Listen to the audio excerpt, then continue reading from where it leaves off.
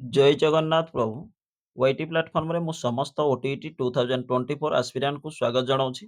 According to syllabus ଆମେ within 30 ଡେଜ୍ରେ total ସିଲାବସ୍କୁ କଭର କରିବା ଏବଂ ପ୍ରଥମେ ଚାପ୍ଟର ୱାଇଜ୍ କନସେପ୍ଟକୁ ବୁଝିବା। ଦେନ୍ ସେଇ ଚାପ୍ଟର ରିଲେଟେଡ୍ ଆମେ MCQ ପ୍ରାକ୍ଟିସ୍ କରିବା। ତେବେ ଆଜିର କ୍ଲାସରେ ଆମେ ମ୍ୟାଥ୍ ପେଡାଗୋଜିର OTET ସିଲାବସ୍ ୟୁନିଟ୍ 1କୁ କଭର କରିବା। Then multiple choice question practice କରିବା। ସୋ ଦ୍ୟାଟ୍ ୱିଦାଉଟ୍ ଡିଲେ ଚାଲନ୍ତୁ କ୍ଲାସକୁ ଷ୍ଟାର୍ଟ କରିବା ଏବଂ କ୍ଲାସ୍ ଷ୍ଟାର୍ଟ କରିବା ପୂର୍ବରୁ କହି ରଖିବେ କି ଯଦି ଆପଣ ଚ୍ୟାନେଲକୁ ଫାର୍ଷ୍ଟ ଟାଇମ୍ ଭିଜିଟ୍ କରୁଥାନ୍ତି ତେବେ ନିଶ୍ଚିନ୍ତ ଚ୍ୟାନେଲକୁ ସବସ୍କ୍ରାଇବ୍ କରିବେ ଏବଂ କ୍ଲାସ୍ ଭଲ ଲାଗିଲେ ଭିଡ଼ିଓକୁ ଲାଇକ୍ କରିବେ। ଏକର୍ଡିଂ ଟୁ ସିଲାବସ୍ ଯଦି ଦେଖିବା ତାହେଲେ ଆପଣଙ୍କର ନେଚର ଅଫ୍ ମ୍ୟାଥମେଟିକ୍ସ ସିଲାବସ୍ରେ ମେନସନ୍ ଅଛି ଏବଂ ପ୍ରିଭିୟସ୍ ଇୟର ମଧ୍ୟ କ୍ୱେଶ୍ଚିନ୍ ଏ ଚାପ୍ଟରରୁ ଆପଣଙ୍କର ଆସିସାରିଛି।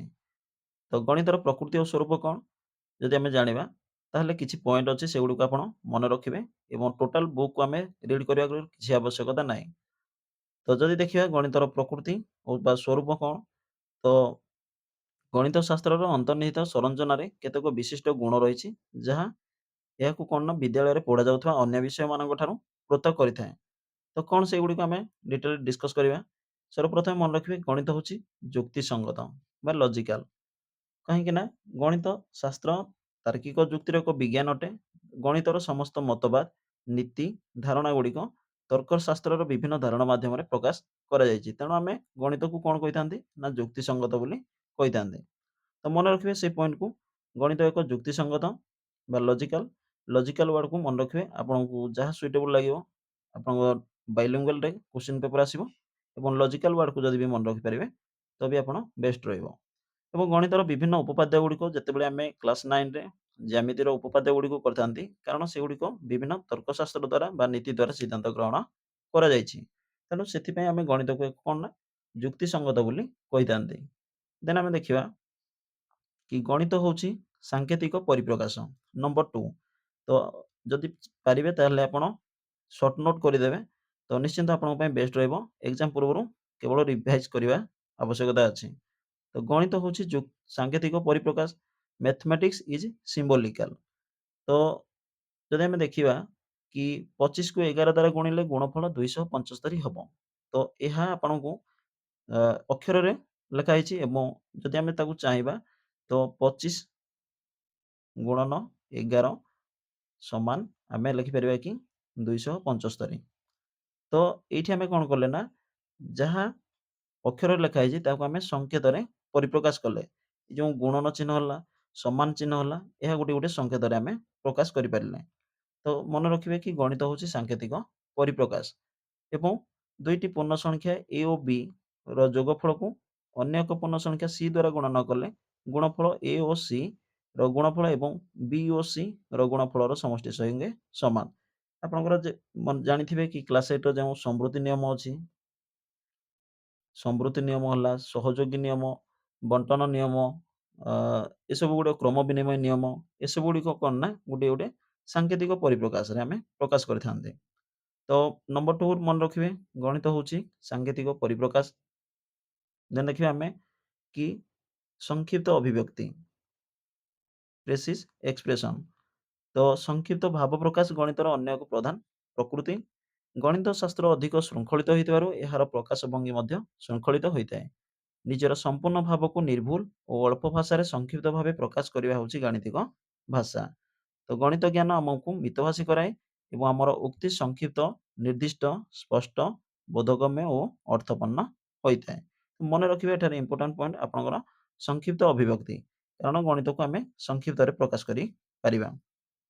ଦେନ୍ ଦେଖିବା ଆମେ ଅମୂର୍ତ୍ତ ସମ୍ବନ୍ଧୀୟ, ଯାହାକି ବାସ୍ତବ ଉଦାହରଣ ମାଧ୍ୟମରେ ଆମେ କିଛି ଆମେ ଗଣିତ ଏମିତି ଅଛି ବାସ୍ତବ ଉଦାହରଣ ମାଧ୍ୟମରେ ବୁଝିଥାନ୍ତି ପିଲାମାନେ, ଆଉ କିଛି ଗଣିତକୁ ଆମେ ବାସ୍ତବ ଉଦାହରଣ ନ ଦେଇକି ମଧ୍ୟ ପିଲାମାନଙ୍କୁ ବୁଝେଇବାକୁ ଚେଷ୍ଟା କରିଥାନ୍ତି।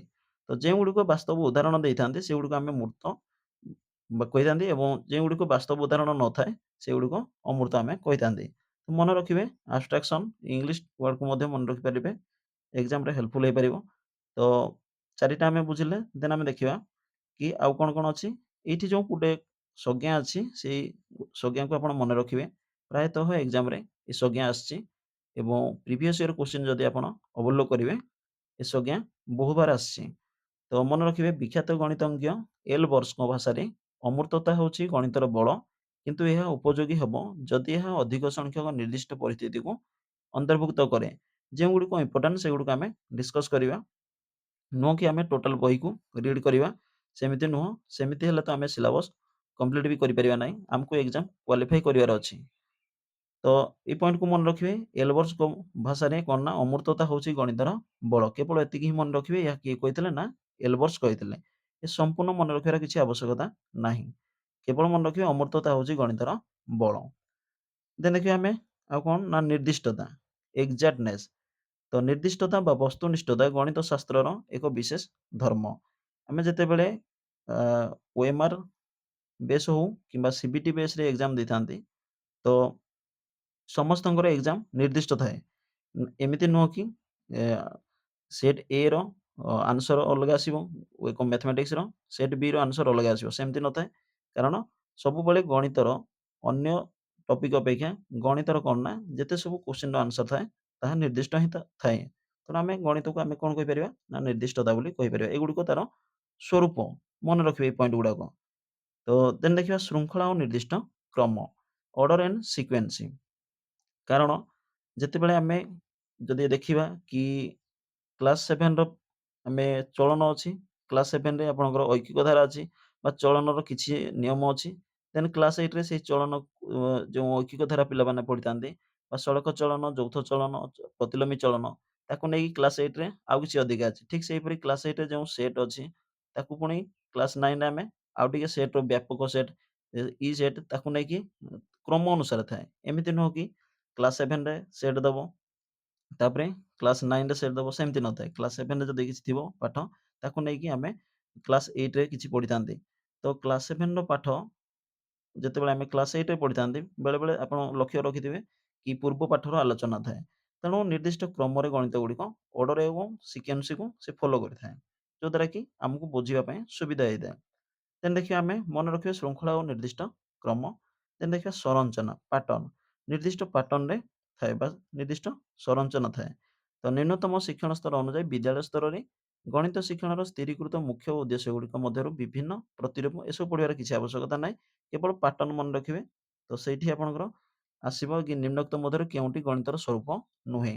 ତ ଯେଉଁ ପଏଣ୍ଟ ଗୁଡ଼ାକ ଯଦି ଆପଣ ମନେ ରଖିଥିବେ, ତାହେଲେ ଆପଣ କ୍ଲିକ୍ କରିକି ରାଇଟ୍ ଆନ୍ସର୍ ଆସିପାରିବେ। ଦେନ୍ ଦେଖିବା ଆମେ କି ଏଠି ଗୋଟିଏ ସଂଜ୍ଞା ଅଛି। ଏ ସଂଜ୍ଞା ମଧ୍ୟ ପ୍ରାୟ ଥର ଏକ୍ଜାମ୍‌ରେ ଆସିଛି। ପ୍ରଖ୍ୟାତ ଇଂରେଜ କବି ସେକ୍ସପିୟରଙ୍କ ଭାଷାରେ ବ୍ରେଭିଟି is the sole of with, ଅର୍ଥାତ୍ ସଂକ୍ଷିପ୍ତତା ହେଉଛି ବୁଦ୍ଧି ଓ ଧୀଶକ୍ତିର ଆତ୍ମା। ସେଠି ଯେମିତି ଆମେ ମନେ ରଖିଥିଲେ କି ଅମୂର୍ତ୍ତତା ହେଉଛି ଗଣିତର ବଳ, ଠିକ୍ ସେହିଭଳି ଏଠି ମନେ ରଖିବେ ସଂକ୍ଷିପ୍ତତା ହେଉଛି ବୁଦ୍ଧି ଓ ଧୀଶକ୍ତିର ଆତ୍ମା। ଏହା କିଏ କହିଥିଲେ ନା ସେକ୍ସପିୟର କହିଥିଲେ। ଯେତେଦୂର ମୋର ମନେ ପଡୁଛି କି ଗତ ବର୍ଷ 2022 ଏକ୍ଜାମ୍‌ରେ, OTT ଏକ୍ଜାମ୍‌ରେ ଏ କ୍ୱେଶ୍ଚନ୍ ଅଲରେଡି ଆସିସାରିଛି। ତ ଆପଣ ଚେକ୍ କରିନେବେ। ଆ ତ ୟାକୁ ମନେ ରଖିବେ। ଇଏ ଥିଲା ଇମ୍ପୋର୍ଟାଣ୍ଟ। ତେଣୁ ଯେତେ ସବୁ ସଂଜ୍ଞା ଆସୁଛି ପର୍ଟିକୁଲାର, ସେମିତି ଆପଣଙ୍କୁ ଅନେକ କିଛି ମନେ ରଖିବାକୁ ପଡ଼ିବ ନାହିଁ। ଯେଉଁଗୁଡ଼ିକ ଇମ୍ପୋର୍ଟାଣ୍ଟ ମୁଁ ସେଗୁଡ଼ିକ ଆପଣଙ୍କୁ ସୂଚେଇବି। ତ ସଂକ୍ଷିପ୍ତତା ହେଉଛି ବୁଦ୍ଧି ଓ ଧୀଶକ୍ତିର ଆତ୍ମା। ୟାକୁ ମନେ ରଖିବେ ବା ଇଂଲିଶ ଟର୍ମକୁ ମଧ୍ୟ ମନେ ରଖିପାରିବେ। ବ୍ରେଭିଟି is the sole of with. ଏହା କିଏ କହିଥିଲେ ନା ସେକ୍ସପିୟର କହିଥିଲେ। ଦେନ୍ ଯିବା ଆମେ କି ଆଉ କିଛି ସଂଜ୍ଞା ଅଛି। ଏଗୁଡ଼ିକ ମଧ୍ୟ ଅ ଏକ୍ଜାମ୍‌ରେ ଦେଖିବାକୁ ମିଳିଥାଏ। ପ୍ରିଭିୟସ୍ ଇୟର୍ ଏକ୍ଜାମ୍‌ରେ ମଧ୍ୟ ଆସିଛି। ତ ଜାତୀୟ ଶିକ୍ଷାନୀତି 1968 କ'ଣ କହିଛି? ବିଜ୍ଞାନ ଓ ଶିଳ୍ପ ବିପ୍ଳବର ଏକ ଦୁନିଆରେ ଗଣିତ ପ୍ରତି ସ୍ୱତନ୍ତ୍ର ଧ୍ୟାନ ଦିଆଯିବା ଦରକାର। ଜାତୀୟ ଶିକ୍ଷାନୀତି 1986 କ'ଣ କହୁଛି? କି ଗଣିତ ଶିକ୍ଷାର୍ଥୀମାନଙ୍କୁ ଭାବିବା, ଯୁକ୍ତି କରିବା, ବିଶ୍ଳେଷଣ କରିବା, କାରଣ ଦର୍ଶାଇବା ଉଦ୍ଦେଶ୍ୟ ରଖିବା ଉଚିତ। ଏବଂ ଜାତୀୟ ପାଠ୍ୟକ୍ରମ ଆଧାର କ'ଣ କହିଛି? ନା 2005 NCF ଆମେ କହିପାରିବା କି ଗଣିତ ଶିକ୍ଷଣ ପିଲାର ଚିନ୍ତା, ବର୍ଣ୍ଣନା, ପ୍ରଶ୍ନୋତ୍ତର, ଆଲୋଚନା, ଗାଣିତିକ ଯୁକ୍ତି ବୃଦ୍ଧିର ଦକ୍ଷତା, ସରଳୀକରଣ, ସିଦ୍ଧାନ୍ତ ଗ୍ରହଣ ଇତ୍ୟାଦି ଉପରେ ପର୍ଯ୍ୟବେସିତ। ତ ଯେତେବେଳେ ଏତେ ବଡ଼ ବଡ଼ ସଂଜ୍ଞା ଆପଣଙ୍କୁ ଆସିବ, ତ ଏସବୁ ସବୁକିଛି ସଂଜ୍ଞାକୁ ମନେ ରଖିବାର କିଛି ଆବଶ୍ୟକତା ନାହିଁ। କେବଳ ତାର ସର୍ଟ ଫର୍ମକୁ ଆପଣ ଧରିବେ। କି ଜାତୀୟ ଶିକ୍ଷାନୀତି 1968 କ'ଣ କହିଛି? କେବଳ ଆପଣ ଦେଖିବେ କି ବିଜ୍ଞାନ ଓ ଶିଳ୍ପ ବିପ୍ଳବ, ଏତିକି ମନେ ରଖିବେ ଷ୍ଟାର୍ଟିଂ ପଏଣ୍ଟଟା। ଏବଂ ଜାତୀୟ ଶିକ୍ଷାନୀତି 1986 କ'ଣ କହିଛି? ନା ଭାବିବା, ଯୁକ୍ତି କରିବା, ବିଶ୍ଳେଷଣ କରିବା ଓ କାରଣ ଯେତେ ସବୁ କମା ଦେଇକି ଥିବ, ତ ଆପଣ ଜାଣିଯିବେ କି ଇଏ 1986ର। ତ ଟୋଟାଲ ଆପଣ ସଂଜ୍ଞାକୁ ମନେ ରଖିବାର କିଛି ଆବଶ୍ୟକତା ବି ନାହିଁ। କାରଣ ସଂଜ୍ଞା ମନେ ରଖିଲେ ଆପଣଙ୍କର କିଛି ଲାଭ ହବନି। ଆପଣଙ୍କୁ କେବଳ ରାଇଟ୍ ଆନ୍ସର ବାହାର କରିକିରି ଆସିବାର ଅଛି। ତ ଜାତୀୟ ପାଠ୍ୟକ୍ରମ ଆଧାର 2005 କହିଛି କଣ ନା, ଗଣିତ ପିଲାର ଶିକ୍ଷଣ, ପିଲାର ଚିନ୍ତା, ବର୍ଣ୍ଣନା, ପ୍ରଶ୍ନୋତ୍ତର, ଆଲୋଚନା। ତ କେବଳ ମନେ ରଖିବେ ଚିନ୍ତା, ବର୍ଣ୍ଣନା, ପ୍ରଶ୍ନୋତ୍ତର, ଆଲୋଚନା ଏସବୁ ହେଲା ମାନେ ଜାତୀୟ ପାଠ୍ୟକ୍ରମ ଆଧାର 2005 ବା ଏନସିଏଫ 2005 ଆପଣ ମନେ ରଖିବେ। 1986 ଏନ୍ଇପି ଜାତୀୟ ଶିକ୍ଷାନୀତି। ତ ମନେ ରଖିବେ ଭାବିବା, ଯୁକ୍ତି କରିବା, ବିଶ୍ଳେଷଣ କରିବା ଏବଂ ଜାତୀୟ ଶିକ୍ଷାନୀତି 68 ବିଜ୍ଞାନ ଓ ଶିଳ୍ପ ବିପ୍ଳବ। ଏତିକି ମନେ ରଖିବେ। ଦେଖିବେ ନିଶ୍ଚିନ୍ତ ଆପଣ ଏକ୍ସାମ୍ କରେକ୍ଟ ଆନ୍ସର କରିକି ଆସିବେ। ଦେନ୍ ଦେଖିବା ଆମେ ଗଣିତ ଶିକ୍ଷଣ ଶିକ୍ଷାଦାନର ଅସୁବିଧା ଗୁଡ଼ିକ। ଏଗୁଡ଼ିକ ମଧ୍ୟ କୋଶ୍ଚିନ୍ ଆସେ ଏବଂ ଆପଣଙ୍କର ଆପଣଙ୍କର ସିଲାବସରେ ମଧ୍ୟ ମେନସନ୍ ଅଛି କି ଗଣିତ ଶିକ୍ଷଣ ଶିକ୍ଷାଦାନର ଅସୁବିଧା ଗୁଡ଼ିକ କ'ଣ କ'ଣ? ଭୟ ଓ ଅକୃତ କାର୍ଯ୍ୟ। ନିଶ୍ଚିନ୍ତ ପ୍ରାୟତଃ ଆ, ସମସ୍ତ ଶିକ୍ଷାର୍ଥୀ ପ୍ରାୟତଃ ଗଣିତ ବିଷୟକୁ ହିଁ ଭୟ କରିଥାନ୍ତି। ତେଣୁ ଭୟ ଓ ଅକୃତ କାର୍ଯ୍ୟ ଏହା ମନେ ରଖିବେ। ନମ୍ବର 1 ଗଣିତ ଶିକ୍ଷା ପ୍ରତି କ'ଣ ନା ଏକ ସାମାଜିକ ସମ୍ମାନବୋଧ ପରିଲକ୍ଷିତ ହୁଏ। ବ୍ୟବହାରିକ କାରଣ ଯୋଗୁଁ ଶିକ୍ଷାର୍ଥୀ, ପିତାମାତା, ଅଭିଭାବକ ଓ ସମାଜର ସବୁ ଶ୍ରେଣୀର ଲୋକ ଗଣିତ ଶିକ୍ଷା ପ୍ରତି ଆଗ୍ରହ ପ୍ରକାଶ କରିଥାନ୍ତି ଏବଂ ଏହାକୁ ଏକ କଷ୍ଟସାଧ୍ୟ ବିଷୟ ରୂପେ ବିବେଚନା କରନ୍ତି। ଆପଣ ମନେ ରଖିବେ ଭୟ ଓ କୃତକାର୍ଯ୍ୟ ଏହା ହେଉଛି ଗୋଟେ କ'ଣ ନା ଗଣିତ ଶିକ୍ଷଣ ଶିକ୍ଷାଦାନରେ ଗୋଟେ ଅସୁବିଧାରେ ସମ୍ମୁଖୀନ ହୋଇଥାନ୍ତି। ଅନାକର୍ଷଣୀୟ ପାଠ୍ୟକ୍ରମ ଯେପରି ଆମେ ସାହିତ୍ୟ ରହିଲା ଗୋଟିଏ ବିଷୟ କିମ୍ବା ଆପଣଙ୍କର କହିପାରିବା କି ଭୂଗୋଳ ରହିଲା, ଏସବୁ ବିଷୟ ଯେମିତି, ସେମିତି ଗଣିତ ବିଷୟ ଆକର୍ଷଣୀୟ ନଥାଏ କି ଏହା ଗୋଟିଏ ଅନାକର୍ଷଣୀୟ ପାଠ୍ୟକ୍ରମରେ ସ୍ଥାନିତ। ତେଣୁ ଏହା ଗୋଟେ ଗଣିତ ଶିକ୍ଷଣ ଶିକ୍ଷାଦାନରେ ଅସୁବିଧାର ସମ୍ମୁଖୀନ ହୋଇଥାନ୍ତି। ତ ମନେ ରଖିବେ ନମ୍ବର 2 ପଏଣ୍ଟରେ ଅନାକର୍ଷଣୀୟ ପାଠ୍ୟକ୍ରମ। ନମ୍ବର 3ରେ ସ୍ୱଳ୍ପ ଶିକ୍ଷଣ ଉପକରଣ।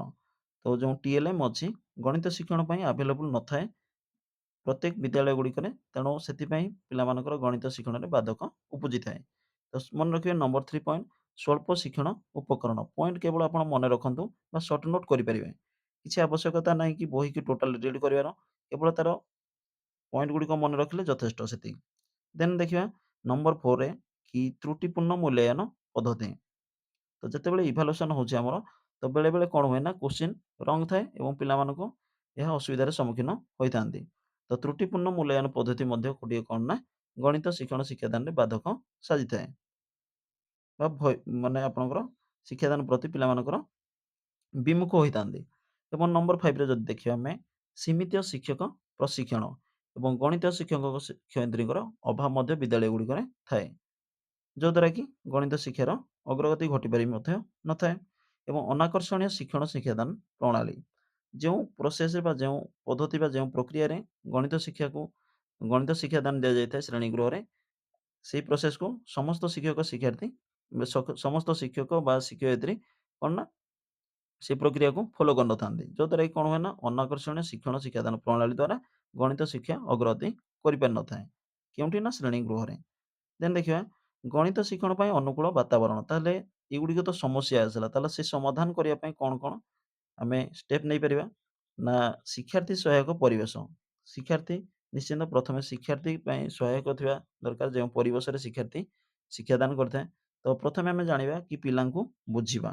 ଯଦି ଆମେ ପିଲାଙ୍କୁ ବୁଝିବା କ'ଣ ହବ ନା କେବଳ ଗଣିତ ଶିକ୍ଷଣ ପାଇଁ ନୁହେଁ, ସମସ୍ତ ବିଷୟ ପାଇଁ ପିଲାଙ୍କୁ ବୁଝିବା ଆବଶ୍ୟକ। ଶ୍ରେଣୀରେ ସମସ୍ତଙ୍କ ପିଲାଙ୍କୁ ବୁଝିବା, ପିଲାମାନଙ୍କୁ ଉତ୍ସାହିତ କରିବା ଏବଂ ଯଦି ଆମେ ଦେଖିବା ଅତି କଠିନ ପ୍ରଶ୍ନର ଉତ୍ତର ପିଲାମାନଙ୍କଠାରୁ ଆଶା ନ କରିବା।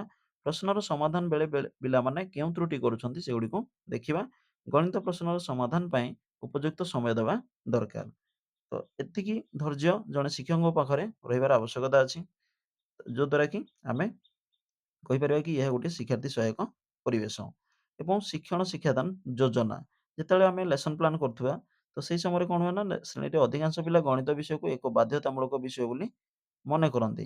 ପିଲାମାନେ ଶ୍ରେଣୀ କକ୍ଷରେ ଆଗ୍ରହ ନଥାଇ ବସିବା ପରି ଲାଗନ୍ତି। ତେଣୁ ଗଣିତ ଶିକ୍ଷକ ପ୍ରତିଦିନ ପିଲାମାନଙ୍କୁ କିଛି ଗାଣିତିକ ଧନ୍ଦା, ମଜା କଥା ବା ଗପ କହିବା, ପିଲାମାନଙ୍କର ମନକୁ ପ୍ରଥମେ ପରଖି ନେବା ଉଚିତ। ପୁସ୍ତକ ବାହାର ଜୀବନ ସହିତ ସମ୍ପର୍କିତ ତଥ୍ୟ ଯୋଗାଇବା, ଫ୍ଲାସ୍ କାର୍ଡ଼, ଚିତ୍ର କାର୍ଡ଼ ଇତ୍ୟାଦିର ବ୍ୟବହାର କଲେ ଶିକ୍ଷଣ ଅଧିକ କ'ଣ ନା ସରସ ସୁନ୍ଦର ହୋଇପାରିବ। ତ ମନେ ରଖିବା କି କ'ଣ ଷ୍ଟେପ୍ ନେଇପାରିବା ସେକେଣ୍ଡରେ ଶିକ୍ଷଣ ଶିକ୍ଷାଦାନର ଯୋଜନା ବା ଲେସନ୍ ପ୍ଲାନ୍ ଆମର ଡେଭଲପ୍ କରିବାର ଆବଶ୍ୟକତା ଅଛି। ଦେନ୍ ଦେଖିବା କି ବିଦ୍ୟାଳୟର ପରିବେଶ। ବିଦ୍ୟାଳୟର ପରିବେଶ କିପରି ହେବା ଆବଶ୍ୟକତା? ବିଦ୍ୟାଳୟର ପରିବେଶ ଶିକ୍ଷାର୍ଥୀକୁ ଗଣିତ ପାଇଁ ଆଗ୍ରହ ସୃଷ୍ଟି କରିବାରେ ଏକ ବଳିଷ୍ଠ ଭୂମିକା ନେଇଥାଏ। ନିଶ୍ଚିନ୍ତ କଥା। ବିଦ୍ୟାଳୟ ପରିବେଶ ଏପରି ହେବା ଉଚିତ ଯେପରି ପିଲା ନିଜେ ନିଜେ ଗଣିତ ଶିକ୍ଷା ପ୍ରତି ଆଗ୍ରହ ପ୍ରକାଶ କରିବ ଏବଂ ବିଦ୍ୟାଳୟରେ ଯେଉଁ ଦେଖିଥିବେ ଆପଣମାନେ ସମସ୍ତେ କାନ୍ଥରେ ଗଣିତର ଧାରଣା ଥାଏ, ପଣକିଆ ଲେଖା ଥାଏ ଏବଂ ସୂତ୍ର ଥାଏ, ଗଣିତିକ ମାନଙ୍କ ଚିତ୍ର ଥାଏ, ଗାଣିତିକ ଧନ୍ଦା ଇତ୍ୟାଦି ଦ୍ୱାରା ଚିତ୍ରିତ ହେବା ଆବଶ୍ୟକ। ଏହା ଦ୍ୱାରା କଣ ହୁଏ ନା ବିଦ୍ୟାଳୟ ପରିବେଶ ପିଲାମାନଙ୍କ ପ୍ରତି ଅନୁକୂଳ ହୋଇଥାଏ ଏବଂ ଶିକ୍ଷଣ ଉପକରଣ ଗୁଡ଼ିକ ଆମେ ଯଦି ଦେଖିବା ଆଉ କଣ ନା ଗଣିତ ଶିକ୍ଷା ପାଇଁ ଶିକ୍ଷଣ ଉପକରଣ ହେଲେ କଣ ହୁଏ ନା ଗଣିତକୁ ବୁଝିବା ସହ ତାକୁ ବୋଧଗମ୍ୟତାରେ ପିଲାମାନଙ୍କ ପ୍ରତି କଣ ହୁଏ ନା ସହାୟକ ହୋଇଥାଏ ଏବଂ ଶିକ୍ଷକ ଗଣିତ ପାଠ୍ୟପୁସ୍ତକ ସହିତ ଅନ୍ୟ ଗାଣିତିକ ପୁସ୍ତକ, ପତ୍ରପତ୍ରିକା, ଗଣିତ ମ୍ୟାଜିକ୍, ଗପ ବହି, ଗଣିତଜ୍ଞମାନଙ୍କ ଜୀବନୀ ବହି ଇତ୍ୟାଦି ସଂଗ୍ରହ କରିବା ସହ ପିଲାମାନଙ୍କୁ ମଧ୍ୟ ଏହି ପ୍ରକାର ପୁସ୍ତକ ସଂଗ୍ରହ କରିବା ଲାଗି ଉତ୍ସାହିତ କରିବା ଆବଶ୍ୟକ। ତେବେ ମନେ ରଖିବା ଆମେ ଶିକ୍ଷଣ ଉପକରଣର ମଧ୍ୟ ଆବଶ୍ୟକତା ଅଛି। ଦେନ୍ ଦେଖିବା ଆମେ ଶିକ୍ଷଣ କୋଣ। ତ ଶିକ୍ଷଣ କୋଣ କଣ?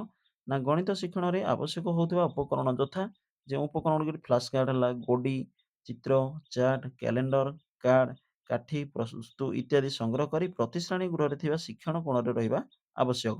ତ ପ୍ରତି ବିଦ୍ୟାଳୟରେ ଶ୍ରେଣୀ ଗୃହରେ ଏକ ଶିକ୍ଷଣ କୋଣ ଅଛି ଏବଂ ତାକୁ ମନେ ରଖିବେ କଣ ନା ଶିକ୍ଷଣ କୋଣ ର ଆବଶ୍ୟକତା ମଧ୍ୟ ଅଛି। ଅବସର ବିନୋଦନ କାର୍ଯ୍ୟ। ଅବସର ବିନୋଦନ କାର୍ଯ୍ୟ କଣ? ଅନୌପଚାରିକ ଭାବେ ସ୍ୱାଭାବିକ ପରିସ୍ଥିତିରେ ଗଣିତ ଶିକ୍ଷଣ ସମ୍ଭବ ହେଲେ ଏହା ଆନନ୍ଦଦାୟୀ ହେବା ସହିତ ଫଳପ୍ରଦ ହୋଇଥାଏ। ଯଦ୍ୱାରା କି ଶିକ୍ଷାର୍ଥୀ ସ୍ୱତଃସ୍ଫୂର୍ତ୍ତ ଭାବେ ସେ ଗଣିତ ଶିକ୍ଷା ପ୍ରତି ଆଗ୍ରହ ପ୍ରକାଶ କରିବ। ଏବଂ ନମ୍ବର 7 ରେ ଦେଖିବା କି ମୂଲ୍ୟ ନିର୍ଦ୍ଧାରଣ ବା ଇଭାଲୁଏସନ ଯାହାକୁ ଆମେ କହିଥାନ୍ତି। ପ୍ରତ୍ୟେକ ଶିକ୍ଷାର୍ଥୀ ନିଜ କାର୍ଯ୍ୟର ମୂଲ୍ୟାୟନ ନିଜେ ବା ସାଙ୍ଗମାନଙ୍କ ଦ୍ୱାରା କରିବାର ସୁଯୋଗ ସୃଷ୍ଟି ହେବା ଆବଶ୍ୟକ। ଏହା ଦ୍ୱାରା କଣ ହୁଏ? ଶିକ୍ଷାର୍ଥୀ ଶିକ୍ଷଣ ପ୍ରତି ଆଗ୍ରହୀ ହୋଇଥାଏ ଏବଂ ପିଲାମାନେ ଗଣିତ ପ୍ରଶ୍ନର ସମାଧାନ କରିପାରିଲେ ବା ଭୁଲ କଲେ ସେମାନଙ୍କୁ ଗାଳି ବା ମାଡ଼ ନ ଦେଇ ବୁଝେଇବାରେ ସାହାଯ୍ୟ କରିବା ଦରକାର। ଯାହାକି ଜଣେ ଶିକ୍ଷକ ଶ୍ରେଣୀ କକ୍ଷରେ ସହାୟକ ରୂପେ କାର୍ଯ୍ୟ କରିବା ଆବଶ୍ୟକତା। ବିଦ୍ୟାଳୟ ଏକ ଦଣ୍ଡମୁକ୍ତ ଅଞ୍ଚଳ ସମସ୍ତେ ଜାଣନ୍ତି ଏବଂ ଦେନ୍ ଆମେ ଦେଖିବା କି ଶିଶୁର ବିକାଶ ଉପଯୋଗୀ ଗାଣିତିକ ଶିକ୍ଷା ଗୁଡ଼ିକ କଣ କଣ? ଗାଣିତିକ ଶିକ୍ଷା ଯଦି ଆମେ ଦେଖିବା ଏହା ଆମେ ସିଡିପିରେ ମଧ୍ୟ ବୁଝିଥିଲେ କି ଜିନ୍ ପିଆଜେଙ୍କର ଯେଉଁ ବୌଦ୍ଧିକ ବିକାଶ ଥିଲା ତାକୁ ନେଇକି ଆମେ ଗଣିତ ଶିକ୍ଷଣ ଶିକ୍ଷାଦାନରେ ମଧ୍ୟ କୋଶ୍ଚିନ୍ ଆସିଥାଏ ଏବଂ ସେଠି ମଧ୍ୟ ଆମେ ଆଲୋଚନା କରିଥିଲେ କି ଜିନ୍ ପିଆଜେଙ୍କର ବୌଦ୍ଧିକ ବିକାଶକୁ ନେଇକି ଯେଉଁ 4ଟି ପର୍ଯ୍ୟାୟ ଥିଲା କଣ କଣ ନା ସମ୍ବେଦୀକାରକ, ପ୍ରାକ୍ ସଂକାର୍ଯ୍ୟଧର୍ମୀ, ସ୍ଥୂଳ ସଂକାର୍ଯ୍ୟଧର୍ମୀ ଏବଂ ଯଥାଯଥ ସଂକାର୍ଯ୍ୟଧର୍ମୀ ଆମେ ବିମୂର୍ତ୍ତ ସଂକାର୍ଯ୍ୟଧର୍ମୀ ବୋଲି କହିଥାନ୍ତି। ତ ଏଜ୍ ମଧ୍ୟ ମନେ ରଖିବେ ସେଠି ଆମେ ମନେ ରଖିଥିଲେ 0 ରୁ 2, 2 ରୁ 7, 7 ରୁ 12 ବର୍ଷ ଏବଂ 12 ବର୍ଷ ଠାରୁ ଉର୍ଦ୍ଧ୍ୱ। ତ ୟାକୁ ମନେ ରଖିବେ ଏଜ୍‌କୁ ନେଇକି ଏବଂ କେଉଁ ପର୍ଯ୍ୟାୟରେ କେଉଁ କେଉଁ ସବୁ ଗାଣିତିକ ସମସ୍ୟା ଆସିଥାଏ ପିଲାମାନଙ୍କ ଠାରେ ଏବଂ କେଉଁ ତାର ସମାଧାନ କଣ ସେ ବିଷୟରେ ଆମେ ଡିସ୍କସ୍ କରିବା। ତ ସମ୍ବେଦୀକାରକ ପର୍ଯ୍ୟାୟ ଯାହାକି ସେନ୍ସରି ମୋଟର ବୋଲି ଆମେ କହିଥାନ୍ତି 0 ଟୁ 2 ବା ଜନ୍ମଠାରୁ 2 ବର୍ଷ ମଧ୍ୟରେ ବେଳେବେଳେ କୋଶ୍ଚିନ୍ ଆସିଥାଏ ଆପଣଙ୍କର କଣ ନା 0 ଟୁ 1.5 ବା 1.5 ବର୍ଷ। ଯଦି ଅପସନରେ ଏ ଆନ୍ସର ଅଛି ତାହା ବି ଆପଣଙ୍କର କରେକ୍ଟ ଆନ୍ସର ଆସିବ। ତ ଅପସନକୁ ନେଇକି ଆପଣ କ୍ଲିକ୍ କରିବେ। ଦେନ୍ ଦେଖିବା ସମ୍ବେଦୀକାରକ ପର୍ଯ୍ୟାୟରେ କେଉଁ କେଉଁ ସବୁ ସମସ୍ୟା ଗୁଡ଼ିକ ଦେଖାଯାଇଥାଏ ବା ଯୋଉଟି ଗାଣିତିକକୁ ନେଇକି ବା ଗଣିତ ଜ୍ଞାନକୁ ନେଇକି କଣ କଣ ସମସ୍ୟା ଆସିଥାଏ। ତ ବୌଦ୍ଧିକ ବିକାଶର ପ୍ରଥମ ପର୍ଯ୍ୟାୟ ଜନ୍ମଠାରୁ 2 ବର୍ଷ ପର୍ଯ୍ୟନ୍ତ ମନେ ରଖିବେ। ଏହାକୁ ଆମେ କଣ କହିଥାନ୍ତି ନା ସମ୍ବେଦୀକାରକ ପର୍ଯ୍ୟାୟ। ଏହି ପର୍ଯ୍ୟାୟରେ ଶିଶୁ ନିଜର ଇନ୍ଦ୍ରିୟାନୁଭୂତି, ସ ସମ୍ବେଦନ କ୍ରିୟା, ପ୍ରତିବର୍ତ୍ତ କ୍ରିୟା, ଆଚରଣକୁ ପୁନରାବୃତ୍ତି ମାଧ୍ୟମରେ ବାହ୍ୟ ଜଗତରେ ବିଶେଷ ବିଷୟରେ ଜ୍ଞାନ ପାଇଥାଏ। ଶିଶୁଠାରୁ ଦୂରରେ ଗୋଟିଏ ଖେଳନା ରଖିଲେ ଶିଶୁ ତାକୁ ପାଇବାକୁ ବା ଧରିବାକୁ ଚେଷ୍ଟା କରେ। କେଉଁ ବାଟରେ ଗଲେ ଖେଳନାକୁ ଶୀଘ୍ର ଧରିପାରିବ ତାର ଉପାୟ ଚିନ୍ତା କରେ। କାରଣ ସେହି ସମୟରେ ଶିଶୁ ତାର ସେନ୍ସ ଅର୍ଗାନକୁ ବ୍ୟବହାର କରିଥାଏ ବା ଇନ୍ଦ୍ରିୟ ଗୁଡ଼ିକୁ ବ୍ୟବହାର କରିଥାଏ। ତେଣୁ ତାକୁ ଆମେ ସମ୍ବେଦୀକାରକ ପର୍ଯ୍ୟାୟ ବୋଲି କହିଥାନ୍ତି। ଏବଂ ପ୍ରାକ୍ ସଂକାର୍ଯ୍ୟଧର୍ମୀ ପର୍ଯ୍ୟାୟରେ କଣ ହେଇଥାଏ? ତାର ଏଜ୍ ଯଦି ଆମେ ଦେଖିବା କି ପ୍ରି ଅପରେସନାଲ ଷ୍ଟେଜ୍ ଯାହାକୁ ଆମେ କହିଥାନ୍ତି ଏବଂ ତାର ଯଦି ଏଜ୍ ଦେଖିବା 2 ରୁ 7 ବର୍ଷ ଏବଂ ବୌଦ୍ଧିକ ବିକାଶର ଦ୍ୱିତୀୟ ପର୍ଯ୍ୟାୟ ୟାକୁ କୁହାଯାଇଥାଏ। ଏହି ପର୍ଯ୍ୟାୟରେ 2 ରୁ 4 ବର୍ଷ ୟାକୁ ମନେ ରଖିବେ କୋଶ୍ଚିନ୍ ଆସିଥାଏ 2 ରୁ 4 ବର୍ଷ ମଧ୍ୟରେ ଶିଶୁ ଦ୍ରୁତ ଗତିରେ ଭାଷା ଶିକ୍ଷା କରିଥାଏ। ତ ମନେ ରଖିବେ ସେ ଏଜ୍‌କୁ ଶିଶୁ କେଉଁ ପର୍ଯ୍ୟାୟରେ ବା କେତେ ବର୍ଷ ବୟସରେ ଦ୍ରୁତ ଗତିରେ ଭାଷା ଶିକ୍ଷା କରିଥାଏ। ପୂର୍ବରୁ ଆସିଛି କୋଶ୍ଚିନ୍ ୟାକୁ ନେଇକି। ତ ଆପଣମାନେ ଭାବୁଥିବେ ଇଏ କଣ ଛୋଟ ଛୋଟ ଏମିତି କୋଶ୍ଚିନ୍ ଆସେ? ହଁ, ଓଟିଇଟିରେ ସେମିତି କୋଶ୍ଚିନ୍ ଆସେ। କିନ୍ତୁ ପିଲାମାନେ ବହୁତ କନଫ୍ୟୁଜ୍ ହୁଅନ୍ତି ଏବଂ ବିଏସ୍‌ସି ସବୁବେଳେ କଣ୍ଟ୍ରୋଭର୍ସିରେ ଲାଗି ରହେ କି ପିଲାମାନେ ଡିମାଣ୍ଡ କରୁଥିବେ କି ଏ ଆନ୍ସର ଠିକ୍। ବଟ୍ ବିଏସ୍‌ସି ସବୁବେଳେ ହିଁ ବୁକ୍‌କୁ ଫଲୋ କରେ। ଆପଣ ସର୍ବପ୍ରଥମେ ମନେ ରଖିବେ କି ବୁକ୍ ଠାରୁ ସବୁକିଛି ହିଁ ଆପଣଙ୍କର ଆସିଥାଏ। ବୁକ୍‌ରୁ ଟେଷ୍ଟ ପେପର୍ ଆସିଛି, ଯେକୌଣସି ଗାଇଡ୍ ମଧ୍ୟ ଆସିଛି, କି ଆପଣଙ୍କର ଟେଷ୍ଟ ସିରିଜ୍ କୁହନ୍ତୁ, କି ଆପଣଙ୍କର ଯେକୌଣସି ବି ଆପଣ ମକ୍ ଟେଷ୍ଟ ଦେଇ ଦିଅନ୍ତୁ, ସବୁକିଛି ହିଁ ବୁକ୍‌କୁ ଫଲୋ କରାଯାଇଥାଏ। ତେଣୁ ବୁକ୍‌କୁ ପ୍ରଥମେ ମୁଁ ସେଥିପାଇଁ ପ୍ରାୟୋରିଟି ଦିଏ, କି ନିଶ୍ଚିନ୍ତ ଆପଣ ବୁକ୍‌କୁ ଫଲୋ କରନ୍ତୁ। ମୁଁ କହିବି କି ଆପଣ 100% କ୍ୱାଲିଫାଇ କରିବେ ହିଁ କରିବେ। ନିଶ୍ଚିନ୍ତ କରିବେ, ଡେଫିନାଇଟ୍ କରିବେ। ତ ଆମେ ଏଠି ମନେ ରଖିବା କଣ ନା 2 ରୁ 4 ବର୍ଷ ଯେଉଁ ପଏଣ୍ଟ ମୁଁ କହୁଛି 2 ରୁ 4 ବର୍ଷ ମଧ୍ୟରେ ଶିଶୁ କଣ କରେ ଦ୍ରୁତ ଗତିରେ ଭାଷା ଶିକ୍ଷା କରିଥାଏ ଏବଂ ତାର ପର୍ଯ୍ୟାୟକୁ ମନେ ରଖିବେ କି ପ୍ରାକ୍ ସଂକାର୍ଯ୍ୟଧର୍ମୀ ପର୍ଯ୍ୟାୟ ଏବଂ ସେକେଣ୍ଡରେ ମନେ ରଖିବେ 4 ରୁ 7 ବର୍ଷ ବୟସ ପର୍ଯ୍ୟନ୍ତ ଶିଶୁ ବସ୍ତୁର ବର୍ଗୀକରଣ କରିବା ଶିକ୍ଷା କରିଥାଏ। ଆମେ ଯଦି ଦେଖିବା ସମ୍ବେଦିକାର ପର୍ଯ୍ୟାୟ ପ୍ରାକ୍ ସଂକାର୍ଯ୍ୟଧର୍ମୀ, ସ୍ଥୂଳ ସଂକାର୍ଯ୍ୟଧର୍ମୀ ଏବଂ ବିମୂର୍ତ୍ତ ସଂକାର୍ଯ୍ୟଧର୍ମୀ ବା ଯଥାଯଥ ସଂକାର୍ଯ୍ୟଧର୍ମୀ ଆମେ ଯାହାକୁ କହିଥାନ୍ତି। ତ ପ୍ରାକ୍ ସଂକାର୍ଯ୍ୟଧର୍ମୀରେ କଣ ନା ଆମେ କିଛି ସିଡିପି ସେକ୍ସନରେ ଡିସ୍କସ୍ କରିଥିଲେ କି କିଛି ହୋଇପାରିନଥାଏ ଏବଂ ଯେଉଁଗୁଡ଼ିକ ହୋଇପାରିନଥାଏ ସେଗୁଡ଼ିକ ସ୍ଥୂଳ ସଂକାର୍ଯ୍ୟଧର୍ମୀ ପର୍ଯ୍ୟାୟରେ ହୋଇପାରିଥାଏ। ତ କଣ ସେଗୁଡିକ ଯଦି ଆମେ ଦେଖିବା ତାହେଲେ କଣ ନା ଏଠି ମନେ ରଖିବା ଆପଣଙ୍କ ଇମ୍ପୋର୍ଟାଣ୍ଟ 4 ରୁ 7 ବର୍ଷ ବୟସ ପର୍ଯ୍ୟନ୍ତ ଶିଶୁ ବସ୍ତୁର ବର୍ଗୀକରଣ କରିବା ଶିକ୍ଷା କରିଥାଏ। ଏମିତି ନୁହଁ କି ବର୍ଗୀକରଣ କରିପାରେ। ସେଇଠି ଆପଣଙ୍କୁ ବେଳେବେଳେ ଟ୍ରିକି କ୍ୱେଶ୍ଚିନ୍ ଆସିବ। କେଉଁ ବୟସରେ ଶିଶୁ କିମ୍ବା କେଉଁ ପର୍ଯ୍ୟାୟରେ ଶିଶୁ ବସ୍ତୁର ବର୍ଗୀକରଣ କରିପାରେ? ଏଟା କେବଳ ଶିକ୍ଷା କରିଥାଏ। ସେ କହିନି କି ଶିଶୁ ବର୍ଗୀକରଣ କରିପାରେ। ତ ୟାକୁ ମାଇଣ୍ଡରେ ରଖିବେ। ଦେନ୍ ଶ୍ରେଣୀକରଣ ଓ ବର୍ଗୀକରଣ ଦକ୍ଷା ସମ୍ପୂର୍ଣ୍ଣ ବିକଶିତ ହୋଇନଥାଏ। ତ ଏବେ ମନେ ରଖିଲେ ପ୍ରାକ୍ ସଂକାର୍ଯ୍ୟଧର୍ମୀ ପର୍ଯ୍ୟାୟରେ ଶିଶୁର ବର୍ଗୀକରଣ ଏବଂ ଶ୍ରେଣୀକରଣ ଦକ୍ଷତା ସମ୍ପୂର୍ଣ୍ଣ ବିକଶିତ ହୋଇନଥାଏ। କିନ୍ତୁ ସେ ଶିକ୍ଷା କରିଥାଏ। କେତେ ବର୍ଷ ବୟସରେ ତାକୁ ମଧ୍ୟ ମନେ ରଖିବେ 4 ରୁ 7 ବର୍ଷ ବୟସରେ। ଇମ୍ପୋର୍ଟାଣ୍ଟ ଅଛି ଏଗୁଡ଼ିକ। ଦେନ୍ ଆମେ ଦେଖିବା ଆଉ କିଛି ଏଠି ଇମ୍ପୋର୍ଟାଣ୍ଟ ନାହିଁ କି ସ୍ଥୂଳ ସଂକାର୍ଯ୍ୟଧର୍ମୀ ପର୍ଯ୍ୟାୟ। ତ ଏଠି କଣ ହୁଏ ଏହି ପର୍ଯ୍ୟାୟରେ ଶିଶୁର ଜ୍ଞାନ, ଧାରଣା, ଅନୁଭୂତି ସ୍ଥୂଳ ବସ୍ତୁ ଉପରେ ପର୍ଯ୍ୟବେସିତ ହୋଇଥାଏ। ବସ୍ତୁ ମଧ୍ୟରେ ଥିବା ସମ୍ପର୍କ ଯଥା ଛୋଟ, ମଧ୍ୟମ, ବଡ଼ ଜାଣିପାରେ ମାତ୍ର ବସ୍ତୁକୁ ନ ଦେଖି ସମ୍ପର୍କ କରିପାରେ ନାହିଁ। ତ ଏଠି କଣ ହୁଏ ସଂଖ୍ୟାଗୁଡ଼ିକୁ ଓଲଟାଇ କ୍ରମରେ କହିବା, ଲେଖିବା ଆରମ୍ଭ କରେ। ବହୁମୁଖୀ ଉପାୟରେ ବସ୍ତୁର ଶ୍ରେଣୀକରଣ ଓ ବର୍ଗୀକରଣ କରିବାକୁ ସମର୍ଥ ହୁଏ। ତ ଦେଖନ୍ତୁ ଯେଉଁଗୁଡ଼ିକ ଆପଣ ମୋଟାମୋଟି ଭାବରେ ମନେ ରଖିପାରିବେ କି ପ୍ରାକ୍ ସଂକାର୍ଯ୍ୟଧର୍ମୀ ପର୍ଯ୍ୟାୟରେ ଯେଉଁଗୁଡ଼ିକ ସେ କରିପାରେ ନାହିଁ, ସ୍ଥୂଳ ସଂକାର୍ଯ୍ୟଧର୍ମୀ ପର୍ଯ୍ୟାୟରେ ସେଗୁଡ଼ିକ କରିପାରିଥାଏ। କିନ୍ତୁ ପର୍ଟିକୁଲାର ମନେ ରଖିବେ 2 ରୁ 4 ବର୍ଷ ମଧ୍ୟରେ ଭାଷା ଶିକ୍ଷା କରିଥାଏ ଏବଂ ଯାହା ଆମେ ଏଠି ଦେଖିଲେ କି 4 ରୁ 7 ବର୍ଷ ବୟସ ପର୍ଯ୍ୟନ୍ତ ଶିଶୁ ବର୍ଗୀକରଣ ଓ କ୍ରମୀକରଣ କରିବା ଶିକ୍ଷା କରିଥାଏ। କିନ୍ତୁ ସମ୍ପୂର୍ଣ୍ଣ ରୂପେ ତାହା ବିକଶିତ ହୋଇନଥାଏ। ଦେନ୍ ଦେଖିବା ଆମେ ଯଥାଯଥ ସଂକାର୍ଯ୍ୟ ପର୍ଯ୍ୟାୟ। ତ ଯଥାଯଥ ସଂକାର୍ଯ୍ୟ ପର୍ଯ୍ୟାୟ କଣ ବା ବିମୂର୍ତ୍ତ ସଂକାର୍ଯ୍ୟଧର୍ମୀ ପର୍ଯ୍ୟାୟ କଣ?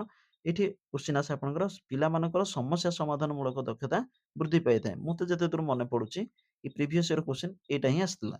ଯଥାଯଥ ସଂକାର୍ଯ୍ୟଧର୍ମୀ ପର୍ଯ୍ୟାୟରେ ବା କେଉଁ ପର୍ଯ୍ୟାୟରେ ଶିଶୁ ଗାଣିତିକ ସମସ୍ୟା ସମାଧାନମୂଳକ ଦକ୍ଷତା ବୃଦ୍ଧି ପାଇଥାଏ।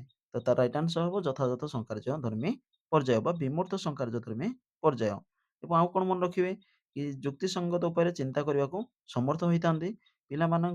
ପିଲାମାନେ ସମସ୍ୟା ସମାଧାନ, ସମୟ ଦୂରତା, ଜ୍ୟାମିତିକ ସମସ୍ୟା ଇତ୍ୟାଦିକୁ ଆଗ୍ରହରେ ସମାଧାନ ମଧ୍ୟ କରିଥାନ୍ତି। ଏହି ପର୍ଯ୍ୟାୟରେ ଗାଣିତିକ ଆଦାନ ପ୍ରଦାନର ଧାରା ସହ ପରିଚିତ ହୋଇଥାନ୍ତି। ଯଥା ସଂଜ୍ଞା ଓ ତତ୍ତ୍ୱର ବ୍ୟାଖ୍ୟା ୟାକୁ ମନେ ରଖିବେ। ପ୍ରତୀକର ବ୍ୟବହାର, ଉପସ୍ଥାପନା, ସଂକ୍ଷିପ୍ତ ଭାବେ ବର୍ଣ୍ଣନା ଇତ୍ୟାଦି ଏସବୁ ଗୁଡ଼ିକ କେଉଁ ପର୍ଯ୍ୟାୟରେ ନା ଯଥାଯଥ ସଂକାର୍ଯ୍ୟଧର୍ମୀ ପର୍ଯ୍ୟାୟରେ ପରିଲିଖିତ ହୋଇଥାଏ। ଦେନ୍ ଦେଖିବା ଆମେ ଆପଣଙ୍କର ଏକର୍ଡିଂ ଟୁ ସିଲାବସ୍ ଯଦି ଆମେ ଦେଖିବା ମେନସନ୍ ଅଛି ସିଲାବସରେ କି ବେଳେବେଳେ ଏମିତି ବି ଆସେ କି ସିଲାବସ୍ ବାହାରରୁ ପ୍ରାୟତଃ ବି କ୍ୱେଶ୍ଚିନ୍ ଆସିଥାଏ। ତ ସେଗୁଡ଼ିକ ମଧ୍ୟ ମୁଁ ଆଲୋଚନା କରିବି ଆପଣଙ୍କ ସହିତ। ଗଣିତ ଶିକ୍ଷଣ ଶିକ୍ଷାଦାନର ଲକ୍ଷ୍ୟ ଏବଂ ଉଦ୍ଦେଶ୍ୟ। ତ ଏଠି ଇମ୍ପୋର୍ଟାଣ୍ଟ କଣ ଯଦି ଆମେ ଦେଖିବା ଡେଭିଡ୍ ହୁଇଲଙ୍କ ମତରେ ଅନେକ ଗୁଡ଼ିଏ ଗଣିତ ଜାଣିବା ଅପେକ୍ଷା ଗାଣିତୀକରଣ କରିବା ବା ଅପେକ୍ଷା ଗଣିତୀକରଣ ଜାଣିବା ଅଧିକ ଗୁରୁତ୍ୱପୂର୍ଣ୍ଣ। ତ ଏ ସଂଜ୍ଞାକୁ ମନେ ରଖିବେ ଏହା କିଏ କହିଥିଲେ ନା ଡେଭିଡ୍ ହୁଇଲ୍ କହିଥିଲେ। ଅନେକ ଗୁଡ଼ିଏ ଗଣିତ ଜାଣିବା ଅପେକ୍ଷା ଗଣିତୀକରଣ ଜାଣିବା ଅଧିକ ଗୁରୁତ୍ୱପୂର୍ଣ୍ଣ। ତାକୁ ମନେ ରଖିବେ ଏବଂ ଯଦି ଦେଖିବା ଜାତୀୟ ପାଠ୍ୟକ୍ରମ ରୂପରେଖ 2005 ଅନୁଯାୟୀ ମଧ୍ୟ ଗଣିତୀକରଣ ଦକ୍ଷତାର ବିକାଶ ସାଧନ ହେଉଛି ଗଣିତ ଶିକ୍ଷାର ଲକ୍ଷ୍ୟ। ତ ଗଣିତୀକରଣ ବା ଆମେ ଯୋଉ କହିପାରିବା ତାର ମ୍ୟାଥମେଟିସାଇଜେସନ ଯଦି ଦେଖିବା ର ଆକ୍ଷରିକ ଅର୍ଥ ଆମେ ହେଉଛି କଣ ନା କୌଣସି ଧାରଣାକୁ ଗାଣିତିକ ସୂତ୍ର ବା ଫର୍ମୁଲାରେ ପ୍ରକାଶ କରିବା। ତ ଗଣିତୀକରଣ କହିଲେ ଜାଣିପାରିଲେ କି କୌଣସି ଧାରଣାକୁ ଆମେ କଣ କରିପାରିବା ଗାଣିତିକ ସୂତ୍ର ମାଧ୍ୟମରେ ପ୍ରକାଶ କରିବା ହିଁ ଗାଣିତୀକରଣ ବୋଲି ବା ଗଣିତୀକରଣ ବୋଲି କୁହାଯାଇଥାଏ। ଦେନ୍ ଦେଖିବା ଆଉ କିଛି କୋଟେସନ୍ ଅଛି ବା ସଂଜ୍ଞା ଅଛି ଜର୍ଜ ପଲିଙ୍କ ମତରେ ବିଦ୍ୟାଳୟ ଗଣିତ ଶିକ୍ଷାର ଦୁଇ ପ୍ରକାର ଲକ୍ଷ୍ୟ କଣ? ଗୋଟେ ହେଉଛି ବୃହତ୍ତର ଲକ୍ଷ୍ୟ ଏବଂ ଅନ୍ୟଟି ଆପଣଙ୍କର କ'ଣ ନା ସଂକୀର୍ଣ୍ଣ ଲକ୍ଷ୍ୟ। ତ ବୃହତ୍ତର ଲକ୍ଷ୍ୟ ଏବଂ ସଂକୀର୍ଣ୍ଣ ଲକ୍ଷ୍ୟ ବିଷୟରେ କିଛି ପ୍ରଶ୍ନ ଆସିବନି ଏବଂ ବୃହତ୍ତର ଲକ୍ଷ୍ୟ ଓ ସଂକୀର୍ଣ୍ଣ ଲକ୍ଷ୍ୟ ମଧ୍ୟରେ କିଏ ମତ ପ୍ରକାଶ କରିଛନ୍ତି ଯଦି ଆସିପାରେ ସମ୍ଭାବନା ଥାଇ ଯଦି ଅଛି ତାହେଲେ ଆପଣ ମନେ ରଖିପାରିବେ କି ଜର୍ଜ ପଲିଙ୍କ ମତରେ ଗଣିତ ଶିକ୍ଷାର କ'ଣ ନା 2 ପ୍ରକାର ଲକ୍ଷ୍ୟ ଅଛି। ଗୋଟିଏ ହେଉଛି ବୃହତ୍ତର ଲକ୍ଷ୍ୟ ଏବଂ ଅନ୍ୟଟି ହେଉଛି ସଂକୀର୍ଣ୍ଣ ଲକ୍ଷ୍ୟ। ଦେନ୍ ଦେଖିବା ଆମେ କି ଏଇ ଚାପ୍ଟର ଆପଣଙ୍କର କ୍ୱେଶ୍ଚିନ୍ ଆସୁଛି ସାଧାରଣ ଉଦ୍ଦେଶ୍ୟ ଏବଂ ଯଦି ଦେଖିବା ସାଧାରଣ ଉଦ୍ଦେଶ୍ୟ କ'ଣ ଏବଂ ନିର୍ଦ୍ଦିଷ୍ଟ ଉଦ୍ଦେଶ୍ୟ କ'ଣ? ତ ଆମେ କହିପାରିବା କି ଜେନେରାଲ ଅବଜେକ୍ଟିଭ ଏବଂ ସ୍ପେସିଫିକ୍ ଅବଜେକ୍ଟିଭ। ତ ୟାକୁ ନେଇକି ମଧ୍ୟ କ୍ୱେଶ୍ଚିନ୍ ଆସିଥାଏ। ଯଦି ଦେଖିବା ଉଦ୍ଦେଶ୍ୟ ଆପଣଙ୍କର 3 ପ୍ରକାର ଥାଏ ଜ୍ଞାନାତ୍ମକ ଉଦ୍ଦେଶ୍ୟ ଏବଂ ଯଦି ଆମେ ଦେଖିବା ଆ ବୋଧ ଏବଂ କ'ଣ ନା ପ୍ରୟୋଗ ବା ମନୋକ୍ରିୟାତ୍ମକ ଆପଣଙ୍କର ଉଦ୍ଦେଶ୍ୟ। ତ ଗୋଟି ଗୋଟିକି ବୁଝିବା ଆମେ କି ସାଧାରଣ ଉଦ୍ଦେଶ୍ୟ କ'ଣ?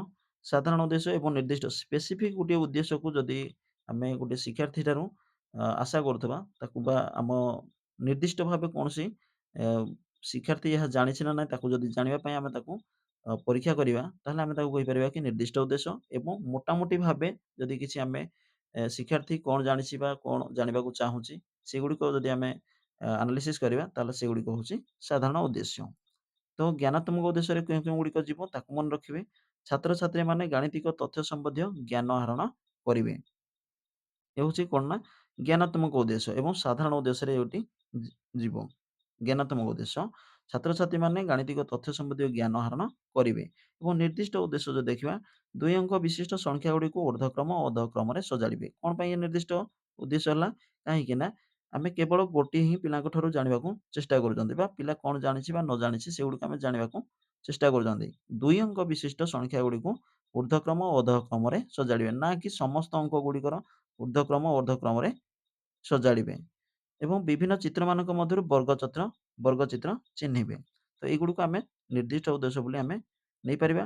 କିନ୍ତୁ ଗାଣିତିକ ତଥ୍ୟ ସମ୍ବନ୍ଧୀୟ ଜ୍ଞାନ ଆହରଣ କରିବେ ଏଇଟା ହେଉଛି ଆପଣଙ୍କର କ'ଣ ନା ସାଧାରଣ ଉଦ୍ଦେଶ୍ୟ। ତ ଆଶା କରୁଛି ନିଶ୍ଚିନ୍ତ କ୍ଲିୟର ହେଇଯାଉଥିବେ ସାଧାରଣ ଉଦ୍ଦେଶ୍ୟ କ'ଣ ଏବଂ ନିର୍ଦ୍ଦିଷ୍ଟ ଉଦ୍ଦେଶ୍ୟ କ'ଣ? ଏବଂ ଉପଲବ୍ଧ ଗାଣିତିକ ଧାରଣାକୁ ବୁଝିପାରିବେ। ଯେତେବେଳେ ଆସିବ ବୁଝିପାରିବେ ତ ସେଗୁଡ଼ିକୁ ଆମେ ଦେଖିବା କି ବିଭିନ୍ନ ପ୍ରକାର ସଂଖ୍ୟାକୁ ବର୍ଗୀକରଣ କରିବେ। ଏଗୁଡ଼ା ଗୋଟେ ଆପଣଙ୍କର କ'ଣ ଯିବ ନା ବୋଧରେ ଯିବ। ଜ୍ଞାନ, ବୋଧ, ପ୍ରୟୋଗରେ ଯିବ। ତ ଯଦି ଆମେ ଦେଖିବା ବୁଝିପାରିବେ ତାହେଲେ ସେଠି ଆମେ କହିବା କି ଏହା ହେଉଛି ଗୋଟେ ପ୍ରୟୋଗାତ୍ମକ ଏବଂ ବିଭିନ୍ନ ପ୍ରକାର ସଂଖ୍ୟାକୁ ବର୍ଗୀକରଣ କରିବେ। ପ୍ରକୃତ ଓ ଅପ୍ରକୃତ ଭଗ୍ନାଂଶ ମଧ୍ୟରେ ଥିବା ପାର୍ଥକ୍ୟ ଦର୍ଶାଇବେ। ଦେଖିବେ ଯେତେବେଳେ ବର୍ଗୀକରଣ କରିବେ, ପାର୍ଥକ୍ୟ ଦର୍ଶାଇବେ, ତୁଳନା କରିବେ, ଏହା କେତେବେଳେ ଜଣେ ଶିକ୍ଷାର୍ଥୀ କରିଥାଏ ନା ଯେତେବେଳେ ସେ ସେଇ ପାଠକୁ ବୁଝିଥାଏ। ଯଦି ସେ ବୁଝି ନଥାଏ ତାହେଲେ ସେ କରିପାରିବ ନାହିଁ। ତେଣୁ ଏଠି ଆମେ କହିପାରିବା ଏହା ହେଉଛି ଗୋଟେ ବୋଧଭିତ୍ତିକ ପ୍ରଶ୍ନ। ବେଳେବେଳେ ଆସେ ବୋଧଭିତ୍ତିକ ପ୍ରଶ୍ନ। ତ ବୋଧଭିତ୍ତିକ ପ୍ରଶ୍ନକୁ ଆପଣ ସଠିକରେ କେମିତି ମନେ ରଖିପାରିବେ? ବର୍ଗୀକରଣ ଦେନ୍ ଆପଣ ମନେ ରଖିପାରିବେ ପାର୍ଥକ୍ୟ ଦର୍ଶାଇବା, ତୁଳନା କରିବା, ସଂଶୋଧନ କରିବା, ଫଳାଫଳ ନିର୍ଣ୍ଣୟ କରିବା ଏଇଗୁଡ଼ିକ ହେଉଛି ଗୋଟେ ବୋଧଭିତ୍ତିକ ପ୍ରଶ୍ନ। ଦେନ୍ ଆମେ ଯିବା କି ନୂତନ ପରିସ୍ଥିତିରେ ଗାଣିତିକ ଜ୍ଞାନର ପ୍ରୟୋଗ। ମନେ ରଖିବେ ଜ୍ଞାନାତ୍ମକରେ ଆପଣ ଯିବ ଜ୍ଞାନ ଗୋଟେ ଆସୁଛି ବୋଧ ଏବଂ ପ୍ରୟୋଗ। ତାକୁ ମନେ ରଖିବେ ଜ୍ଞାନ କୌଣସି ସୂତ୍ର ବା ସଂଜ୍ଞାକୁ ମନେ ରଖିବା ଏ ହେଉଛି ଜ୍ଞାନାତ୍ମକ। ଯଦି କୌଣସି ପାର୍ଥକ୍ୟ ଦର୍ଶାଇବା, ନିର୍ଣ୍ଣୟ କରିବା, ବର୍ଗୀକରଣ କରିବା ଏଗୁଡ଼ିକ ଯିବ ଆପଣଙ୍କର ବୋଧରେ ଏବଂ ତାକୁ ଯଦି ସେ ପ୍ରକୃତରେ ବୁଝିଛି ସେଗୁଡ଼ିକ ଯଦି ନେଇକି ଆପ୍ଲାଏ କରାଯାଏ ସେଗୁଡ଼ିକ ହେବ ଆପଣଙ୍କର କ'ଣ ନା ପ୍ରୟୋଗାତ୍ମକ। ତ ମନେ ରଖିବେ ଆଶା କରୁଛି ନିଶ୍ଚିନ୍ତ ଆପଣ କ୍ଲିୟର ହେଇଯାଇଥିବେ ଜ୍ଞାନ, ବୋଧ, ପ୍ରୟୋଗ କ'ଣ। ଦେନ୍ ଦେଖିବା ଆମେ କି ଯଦି ବୋଧ ଦେଖିବା ଆଉ କ'ଣ ଅଛି ନା ବଜାର ସଉଦା କରିବା ବେଳେ ମୁଦ୍ରାର ଯୋଗ ବିୟୋଗ କରିବେ। ବିଦ୍ୟାଳୟ ବଗିଚା, ଶ୍ରେଣୀ କକ୍ଷର ଚଟାଣ ଆଦିର କ୍ଷେତ୍ରଫଳ ନିର୍ଣ୍ଣୟ କରିବେ। ପ୍ରଥମେ ସେ ଜ୍ଞାନ ଅର୍ଜନ କଲା, ତାକୁ ବୁଝିଲା ଏବଂ ଯାହା କିଛି ବୁଝିଲା ସେ ଯାଇକି ଗୋଟେ କାର୍ଯ୍ୟରେ ଯଦି ତାକୁ ଆମେ ବା କୌଣସି କାର୍ଯ୍ୟ ମାଧ୍ୟମରେ ଦର୍ଶାଇ ପାରିଲା ତାହେଲେ ଆମେ ତାକୁ କହିଥାନ୍ତି କ'ଣ ନା ପ୍ରୟୋଗାତ୍ମକ। ଆଶା କରୁଛି ନିଶ୍ଚିନ୍ତ କ୍ଲିୟର ହେଇଯାଉଥିବେ ଏବଂ ଭାବାତ୍ମକ ଉଦ୍ଦେଶ୍ୟ କ'ଣ? ଛାତ୍ରଛାତ୍ରୀମାନେ ଭାବାତ୍ମକ ଉଦ୍ଦେଶ୍ୟ ଆସିଲା ମାନେ ନିଜର ଭାବନାକୁ ଆପଣ ଆପଣ ନିଶ୍ଚିନ୍ତ ଏ କ୍ୱେଶ୍ଚିନର ଆନ୍ସର ଦେଇପାରିବେ। ଭାବାତ୍ମକ ଉଦ୍ଦେଶ୍ୟ ଆସିଲା ମାନେ କିପରି ଦେଖନ୍ତୁ ଛାତ୍ରଛାତ୍ରୀମାନେ ଗଣିତ ଶିକ୍ଷଣରେ ଆଗ୍ରହ ବୃଦ୍ଧି କରିବେ। ଇଏ ହେଉଛି କ'ଣ ନା ଗୋଟେ ସାଧାରଣ ଉଦ୍ଦେଶ୍ୟ କହିପାରିବା। କିନ୍ତୁ ଶ୍ରେଣୀରେ ପ୍ରଶ୍ନୋତ୍ତରରେ ଅଧିକ ଅଂଶଗ୍ରହଣ କରିବେ। ମାନେ ପିଲାର ଭାବନା ସହିତ ଯଦି ଆମେ ରିଲେଟେଡ୍ କିଛି କ୍ୱେଶ୍ଚିନ୍ ଆସିବ ତାହେଲେ ସେଗୁଡ଼ିକ ହେବ ତାର ଭାବାତ୍ମକ ଉଦ୍ଦେଶ୍ୟ ଏବଂ ଏଠି ଆପଣଙ୍କର କଣ ହେଲା ନା ଯଦି ଆପଣ ଏଠି ବୁଝିପାରିଲେ ନାହିଁ ତ ଏଠି ହଉଛି କଣ ନା ଜ୍ଞାନାତ୍ମକ ଉଦ୍ଦେଶ୍ୟ ଗୁଡ଼ିକୁ ଆପଣଙ୍କର ତିନି ଭାଗରେ କରାଯାଇଛି। ଏଠି ହେଲା ପ୍ରଥମେ ମୁଁ କହି ରଖିବି ଇଏ ହଉଛି ଜ୍ଞାନାତ୍ମକ, ଦେନ୍ ଆସିଲା ଆପଣଙ୍କର ବୋଧାତ୍ମକ ଏବଂ ପ୍ରୟୋଗାତ୍ମକ। ଜ୍ଞାନ ବୋଧ ପ୍ରୟୋଗର ସାଧାରଣ ଉଦ୍ଦେଶ୍ୟ ଗୁଡ଼ିକୁ ଦେଇଛି। ଏଇ ଲାଇନରେ ଆପଣଙ୍କର କଣ ଅଛି ନା ତାର ନିର୍ଦ୍ଦିଷ୍ଟ ଉଦ୍ଦେଶ୍ୟ ଗୁଡ଼ିକ ଦେଇଛି। ଆଉ ଥରେ ମୁଁ କ୍ଲିୟର କରିଦଉଛି। ଜ୍ଞାନାତ୍ମକ ଉଦ୍ଦେଶ୍ୟ ଯେଉଁଠି ଆପଣ ସୂତ୍ର ସଂଜ୍ଞାକୁ ମନେ ରଖିବେ, ତ ସେଇଗୁଡାକୁ ମନେକର ଜଣେ ଛାତ୍ର କଣ ନା ବର୍ଗ କ୍ଷେତ୍ରର କ୍ଷେତ୍ରଫଳର ସୂତ୍ର ମନେ ରଖିପାରିଲା, ତ ତାକୁ ଆମେ କହିବା ଜ୍ଞାନାତ୍ମକ। ଦେନ୍ ଦେଖିବା ଯଦି ସିଏ ବର୍ଗଚିତ୍ର କେଉଁଠି ଏବଂ ଆୟତ ଚିତ୍ର କେଉଁଠି ତା ମଧ୍ୟରେ ପାର୍ଥକ୍ୟ ଦର୍ଶାଇ ପାରିଲା, ତାହେଲେ ସେଇଟା ହଉଛି ତାର ବୁଝିଛି, ତେଣୁ ତାକୁ ଆମେ କହିପାରିବା ବୋଧ ଭିତ୍ତିକ ପ୍ରଶ୍ନ। କିନ୍ତୁ ଯଦି ସିଏ ଯାହା କିଛି ବୁଝିଲା ବା ଟଙ୍କା ପଇସାର ଯଦି ହିସାବ ଶିଖିଛି ବା ଟଙ୍କା ପଇସାର ହିସାବକୁ ନେଇକି ଆମେ ଯଦି ତାକୁ ବଜାରକୁ ଛାଡ଼ିଲେ ଏବଂ ବଜାର ସଉଦା କରିବା ବେଳେ ସେ ମୁଦ୍ରାର ଯୋଗ ବିୟୋଗ ଗୁଣନ ଏସବୁ କରିପାରିଲା, ତାହେଲେ ରିଅଲ ଏକ୍ସପିରିଏନ୍ସ ଯେତେବେଳେ ସେ ଗୋଟେ ବାସ୍ତବ ଅଭିଜ୍ଞତା ଅର୍ଜନ କଲା, ତାକୁ ଆମେ କହିପାରିବା ପ୍ରୟୋଗାତ୍ମକ ପ୍ରଶ୍ନ। ଆଶା କରୁଛି ନିଶ୍ଚିନ୍ତ କ୍ଲିୟର ହେଇଯାଇଥିବେ। ଏବଂ ଭାବାତ୍ମକ ଉଦ୍ଦେଶ୍ୟ ଗୁଡ଼ିକ କଣ କଣ ନା ଯଦି ଆମେ ଦେଖିବା, ତାହେଲେ ଏଠି ଦେଇଛି କି ଶ୍ରେଣୀରେ ପ୍ରଶ୍ନୋତ୍ତର ଅଧିକ ଅଂଶଗ୍ରହଣ ପ୍ରଶ୍ନୋତ୍ତର ଅଧିକ ଅଂଶଗ୍ରହଣ କରିବେ, ବିଭିନ୍ନ ଗାଣିତିକ ଖେଳ କୁଇଜ ଆଦିରେ ଭାଗ ନେବେ, ଗଣିତ ସମ୍ବନ୍ଧୀୟ ରଚନା ସଂଗ୍ରହ କରି ପଢିବେ। ଏଇଗୁଡ଼ିକ ଗୋଟେ ଗୋଟେ କଣ ନା ତାର ଭାବନା ରିଲେଟେଡ୍ ଆସୁଛି, ତେଣୁ ଆମେ କହିପାରିବା କି ତାର ଇଚ୍ଛା ଶକ୍ତି ଉପରେ ନିର୍ଭର କରୁଛି, ତାର ଆଗ୍ରହ ଉପରେ ନିର୍ଭର କରୁଛି, ତେଣୁ ଆମେ କହିପାରିବା କି ଏ ଗୋଟେ ଗୋଟେ ହଉଛି କଣ ନା ଭାବାତ୍ମକ ଉଦ୍ଦେଶ୍ୟ। ଦେନ୍ ଦେଖିବା ଆମେ କି ମନୋକ୍ରିୟାତ୍ମକ ଉଦ୍ଦେଶ୍ୟ କଣ। ମନୋକ୍ରିୟାତ୍ମକ ଉଦ୍ଦେଶ୍ୟ ସେଇଗୁଡ଼ିକ ଏଇଠି ହବ ଆପଣଙ୍କର କଣ ନା ଛାତ୍ରଛାତ୍ରୀ ମାନେ ବିଭିନ୍ନ ଗାଣିତିକ କାର୍ଯ୍ୟରେ ଦକ୍ଷତା ହାସଲ କରିବେ। ଏହା ହଉଛି କଣ ନା ଦକ୍ଷତା ଆସିଲା ମାନେ ମନୋକ୍ରିୟାତ୍ମକ ହବ। ତ ୟାକୁ ଆମେ କହିପାରିବା ଗୋଟେ ସାଧାରଣ ଉଦ୍ଦେଶ୍ୟ ଏବଂ ତାର ନିର୍ଦ୍ଦିଷ୍ଟ ଉଦ୍ଦେଶ୍ୟ କଣ ହେଇପାରିବ, ଶୀଘ୍ର ଓ ନିର୍ଭୁଲ ଭାବରେ ଯୋଗ ବିୟୋଗ ଇତ୍ୟାଦି କରିବେ, ପରିଷ୍କାର ଓ ନିର୍ଭୁଲ ଭାବେ ଜ୍ୟାମିତିକ ଚିତ୍ର ଅଙ୍କନ କରିବେ। ଚିତ୍ର ଅଙ୍କନ କରିବା ଏହା ଗୋଟେ ଦକ୍ଷତାକୁ ସୂଚାଉଛି, ତେଣୁ ଆମେ କହିପାରିବା କି ମନୋକ୍ରିୟାତ୍ମକ ଉଦ୍ଦେଶ୍ୟ। ଆଶା କରୁଛି ନିଶ୍ଚିନ୍ତ ଆପଣ କ୍ଲିୟର ହେଇଯାଇଥିବେ।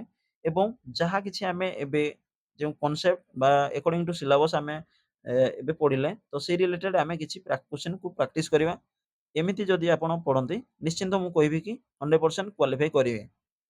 ତ ସେ ରିଲେଟେଡ୍ ଆମେ ବର୍ତ୍ତମାନ କିଛି କ୍ୱେଶ୍ଚିନ୍ କୁ ପ୍ରାକ୍ଟିସ କରିବା ଏବଂ ଚେଷ୍ଟା କରିବେ କି ଆପଣମାନେ ସମସ୍ତେ ଟୋଟାଲ କ୍ୱେଶ୍ଚିନ୍ ରୁ କେତେଟା କ୍ୱେଶ୍ଚିନ୍ କରେକ୍ଟ ରହିଲା ନିଶ୍ଚିନ୍ତ କମେଣ୍ଟ ସେକ୍ସନରେ ମଧ୍ୟ ଲେଖିକି ଜଣାଇବେ। ତ ପ୍ରଥମ କ୍ୱେଶ୍ଚିନ୍ କଣ ନା ଗାଣିତିକ ଭାଷା କହିଲେ କଣ ବୁଝ। ତ ନିଜର ସମ୍ପୂର୍ଣ୍ଣ ଏଠି ତ ଅଲରେଡି ଠିକ ମରା ହେଇଯାଇଛି। ନେକ୍ସଟ କ୍ୱେଶ୍ଚିନ୍ ଦେଖିବା, ତଥାପି ଆମେ ଦେଖିନେବା କି ଗାଣିତିକ ଭାଷା କହିଲେ କଣ ବୁଝ ନା ନିଜର ସମ୍ପୂର୍ଣ୍ଣ ଭାବକୁ ନିର୍ଭୁଲ ଓ ସଂକ୍ଷିପ୍ତ ଭାବେ ପ୍ରକାଶ କରିବା। ଦେନ୍ ଦେଖିବା ୟାର କ୍ୱେଶ୍ଚିନ୍ ରାଇଟ୍ ଆନ୍ସର ହବ ଏ। ଏବଂ କ୍ୱେଶ୍ଚିନ୍ ନମ୍ବର 2 କୁ ଆମେ ଦେଖିବା କି କୌଣସି ଏକ ପଦାର୍ଥକୁ ସମାନ 5 ଭାଗ କରି 2 ଭାଗ ନିଆଗଲା। ଏହି ଉକ୍ତିଟିକୁ ସାଙ୍କେତିକ ଭାବେ 2/5 ରୂପେ ଜଣେ ଛାତ୍ର ଲେଖିପାରିଲେ। ଏଥିରୁ ଛାତ୍ରଟି ସମ୍ବନ୍ଧରେ କଣ ଜଣାଗଲା। ତ କିଛି ସମୟ ପୂର୍ବରୁ ଆମେ ଆଲୋଚନା କରିଥିଲେ ଏଇ ରିଲେଟେଡ୍। ତ ଯଦି ଆମେ ଦେଖିବା ତାର ରାଇଟ୍ ଆନ୍ସର କଣ ହବ, ସାଙ୍କେତିକ ଚିହ୍ନକୁ ଉକ୍ତିରେ ପ୍ରକାଶ କରିପାରୁଛି, ଗାଣିତିକ ଉକ୍ତିକୁ ସାଙ୍କେତିକ ରୂପେ ପ୍ରକାଶ କରିପାରୁଛି, ଭଗ୍ନ ସଂଖ୍ୟାର ଲବ ଓ ହରକୁ ଚିହ୍ନି ପାରୁଛି, ପରିମେୟ ସଂଖ୍ୟା ସମ୍ପର୍କରେ ବୁଝିପାରୁଛି। ତ ଏ ରାଇଟ୍ ଆନ୍ସର କଣ ହବ, ଆମେ ଆଲୋଚନା କରିଥିଲେ। ତ ଏ ରାଇଟ୍ ଆନ୍ସର ହବ କଣ ନା ଅପସନ ବି ହବ, ଗାଣିତିକ ଉକ୍ତିକୁ ସାଙ୍କେତିକ ରୂପେ ପ୍ରକାଶ କରିପାରୁଛି। କାହିଁକି ନା ଏଠି ଦେଖନ୍ତୁ ସେ କୌଣସି ଏକ ପଦାର୍ଥକୁ ସମାନ 5 ଭାଗରୁ 2 ଭାଗ ମାନେ ସେ ଜାଣିଛି କି ୟାକୁ ଯଦି ଭଗ୍ନ ସଂଖ୍ୟାରେ ପରିଣତ କରାଯାଏ ବା ସାଙ୍କେତିକ ଆମେ ଯାହାକୁ କହିଥାନ୍ତି ପରିଭାଷା, ତ ଗଣିତର ପରିଭାଷା ହଉଛି 2/5 ସଂକେତରେ ପ୍ରକାଶ କରିପାରିଲେ। ତେଣୁ ଆମେ ଏଠି କହିପାରିବା କି ଗାଣିତିକ ଉକ୍ତିକୁ ସାଙ୍କେତିକ ଗୋଟେ ସଂକେତ ମାଧ୍ୟମରେ ପ୍ରକାଶ କରିପାରୁଛି। କ୍ୱେଶ୍ଚିନ୍ ନମ୍ବର 3, କେଉଁ କାରଣରୁ ପାଠ୍ୟକ୍ରମରେ ଗଣିତ ଶିକ୍ଷା ଏକ ସ୍ୱତନ୍ତ୍ର ଓ ସମ୍ମାନଜନକ ସ୍ଥାନ ଅଧିକାର କରିଛି। ଅପସନ ଏ ଅଛି ବ୍ୟବହାରିକ, ସାମାଜିକ, ଅନ୍ତର୍ନିହିତ, ଉପରୋକ୍ତ ସମସ୍ତ। ତ ଏଠି ଆପଣଙ୍କର ଯଦି ଆମେ ଦେଖିବା ରାଇଟ୍ ଆନ୍ସର ହବ ଅପସନ ଡି।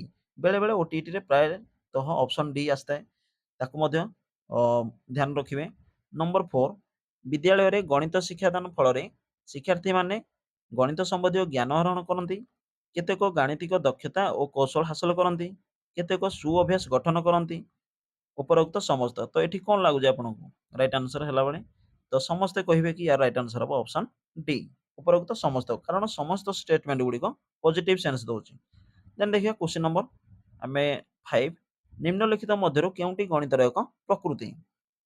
ଏବେ ଆମେ ଡିସ୍କସ୍ କଲେ ଗଣିତର ପ୍ରକୃତି ତ ବା ସ୍ୱରୂପ। ତ ଏ ରାଇଟ୍ ଆନ୍ସର କ'ଣ ହବ?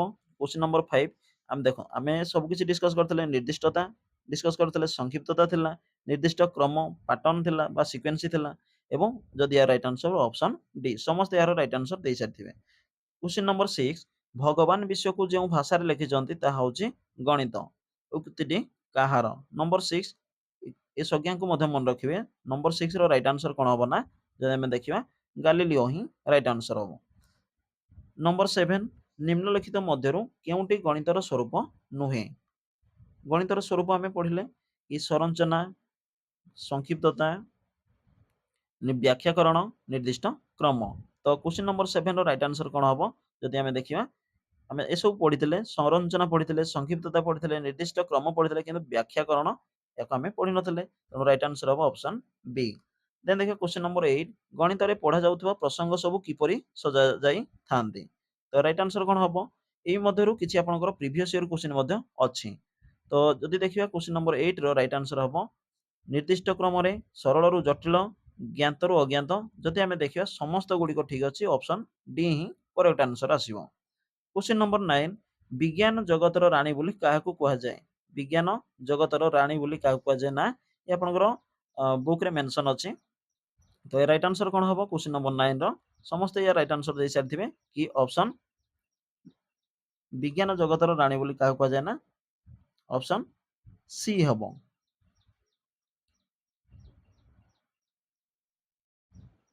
ଦେନ୍ ଦେଖିବା କ୍ୱେଶ୍ଚିନ୍ ନମ୍ବର 10 ସଂକ୍ଷିପ୍ତତା ହେଉଛି ବୁଦ୍ଧି ଓ ଧୀ ଶକ୍ତିର ଆତ୍ମା। ଉକ୍ତିଟି କାହାର?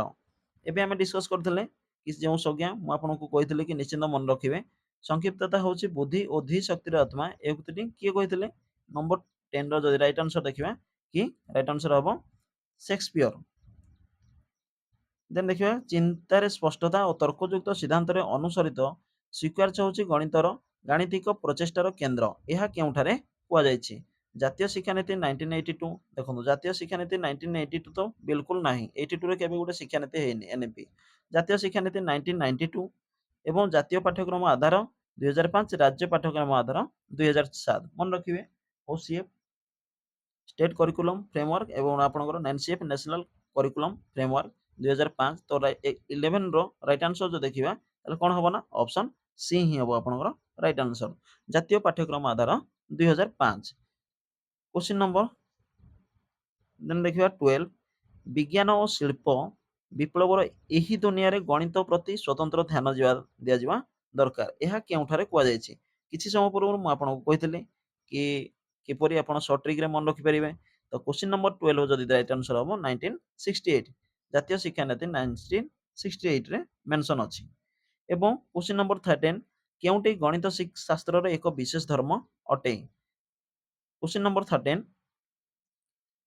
ଅପସନ୍ ଏ ଅଛି ସଂକ୍ଷିପ୍ତତା, ନିର୍ଦ୍ଦିଷ୍ଟତା, ସାଙ୍କେତିକତା, ଅମୂର୍ତ୍ତତା। କ୍ୱେଶ୍ଚିନ୍ ନମ୍ବର 13 ର ରାଇଟ୍ ଆନ୍ସର କ'ଣ ହବ? ବିଶେଷ ଧର୍ମ ଅଟେ। ଯଦି ଆମେ ଦେଖିବା ତା ରାଇଟ୍ ଆନ୍ସର ହବ ନିର୍ଦ୍ଦିଷ୍ଟତା, ଏକ୍ସାକ୍ଟନେସ୍। ଯାହାକି କାରଣ ଗଣିତର କେବଳ ଗୋଟିଏ ହିଁ ଆନ୍ସର ଆସିଥାଏ। ଯେକୌଣସି ଗଣିତ ବି ଆପଣ ଯଦି ସମାଧାନ କରୁଥିବେ ତାହେଲେ ତା ଆନ୍ସର ହିଁ ଗୋଟେ, ଆପଣ ସମାଧାନ କଲେ ଯାହା ଆନ୍ସର ଆସିବ, ମୁଁ ସମାଧାନ କଲେ ମଧ୍ୟ ସେଇ ସମାନ ଆନ୍ସର ଆସିବ। ତେଣୁ ନିର୍ଦ୍ଦିଷ୍ଟତା ଏହା ହେଉଛି ତାର ଗୋଟିଏ ବିଶେଷ ଧର୍ମ ବା ସ୍ୱତନ୍ତ୍ର ଧର୍ମ ଆମେ ମଧ୍ୟ କହିପାରିବା। କ୍ୱେଶ୍ଚିନ୍ ନମ୍ବର 14 କେଉଁ ବିଷୟରେ ଶିକ୍ଷାର୍ଥୀ ନିଜର ଉତ୍ତରର ସତ୍ୟାସତ୍ୟକୁ ବିପରୀତ ପ୍ରଣାଳୀରେ ପରୀକ୍ଷା କରିପାରିବ? କ୍ୱେଶ୍ଚିନ୍ ନମ୍ବର 14 ଯଦି ଦେଖିବା ତାର ରାଇଟ୍ ଆନ୍ସର କ'ଣ ହବ? ତର୍କଶାସ୍ତ୍ର, ଅର୍ଥଶାସ୍ତ୍ର, ଗଣିତ ଶାସ୍ତ୍ର ନା ଉପରୋକ୍ତ ସମସ୍ତ। ଏହିପରି କ୍ୱେଶ୍ଚିନ୍ ଆସିଲେ ଆପଣଙ୍କୁ କନଫ୍ୟୁଜ ଲାଗିବ, କିନ୍ତୁ ଆପଣ ବିଲକୁଲ କନଫ୍ୟୁଜ ହେବାର ଆବଶ୍ୟକତା ନାହିଁ। ଯେହେତୁ ଆମେ ତର୍କଶାସ୍ତ୍ର ପଢ଼ୁନାହାନ୍ତି କି ଅର୍ଥଶାସ୍ତ୍ର ପଢ଼ୁନାହାନ୍ତି, ଆପଣ ଡାଇରେକ୍ଟ ବି ଅନ୍ଦାଜ କରି ମାରିପାରିବେ କି ଗଣିତ ଶାସ୍ତ୍ର, ଯେହେତୁ ଆପଣଙ୍କର ମାଇନସ୍ ମାର୍କିଂ ବି ନାହିଁ ଏବଂ 150 କ୍ୱେଶ୍ଚିନ୍ ଆପଣ କ୍ଲିକ୍ କରିକି ଆସିବେ। ଗଣିତ ଶାସ୍ତ୍ରର ଅନ୍ତର୍ନିହିତ ସଂରଚନାରେ ନିମ୍ନ କେଉଁ ଗୁଣ ରହିଥିବାରୁ ଏହାକୁ ବିଦ୍ୟାଳୟରେ ପଢ଼ାଯାଉଥିବା ଅନ୍ୟ ବିଷୟମାନଙ୍କ ଠାରୁ ପୃଥକ କରିଥାଏ? ରାଇଟ୍ ଆନ୍ସର କ'ଣ ହବ? କ୍ୱେଶ୍ଚିନ୍ ନମ୍ବର 15 ର ଯଦି ଦେଖିବା ତାହେଲେ ରାଇଟ୍ ଆନ୍ସର ଆସିବ ଯୁକ୍ତିସଙ୍ଗତ, ଅମୂର୍ତ୍ତ ସମ୍ବନ୍ଧୀୟ, ସଂକ୍ଷିପ୍ତତା ନା ଉପରୋକ୍ତ ସମସ୍ତ। କ୍ୱେଶ୍ଚିନ୍ ନମ୍ବର 15 ଆମେ ବି ମଧ୍ୟ ଏହା କିଛି ସମୟ ପୂର୍ବରୁ ଆଲୋଚନା କରୁଥିଲେ। ଇଏ ରାଇଟ୍ ଆନ୍ସର ହବ ଉପରୋକ୍ତ ସମସ୍ତ। Option D is right answer. ଏବଂ କ୍ୱେଶ୍ଚିନ୍ ନମ୍ବର ଦେଖିବା କି 16 ଗଣିତ ବିଷୟକୁ ପ୍ରାଥମିକ ବିଦ୍ୟାଳୟ ପାଠ୍ୟକ୍ରମରେ ସ୍ଥାନ ଦିଆଯିବାର ମୁଖ୍ୟ କାରଣ ହେଉଛି କ'ଣ? ମୁଖ୍ୟ କାରଣ ପ୍ରାଥମିକ ବିଦ୍ୟାଳୟରେ କ'ଣ ପାଇଁ ଆମେ ପାଠ୍ୟକ୍ରମରେ ଏହାକୁ ସ୍ଥାନ ଦିଆଯାଇଛି?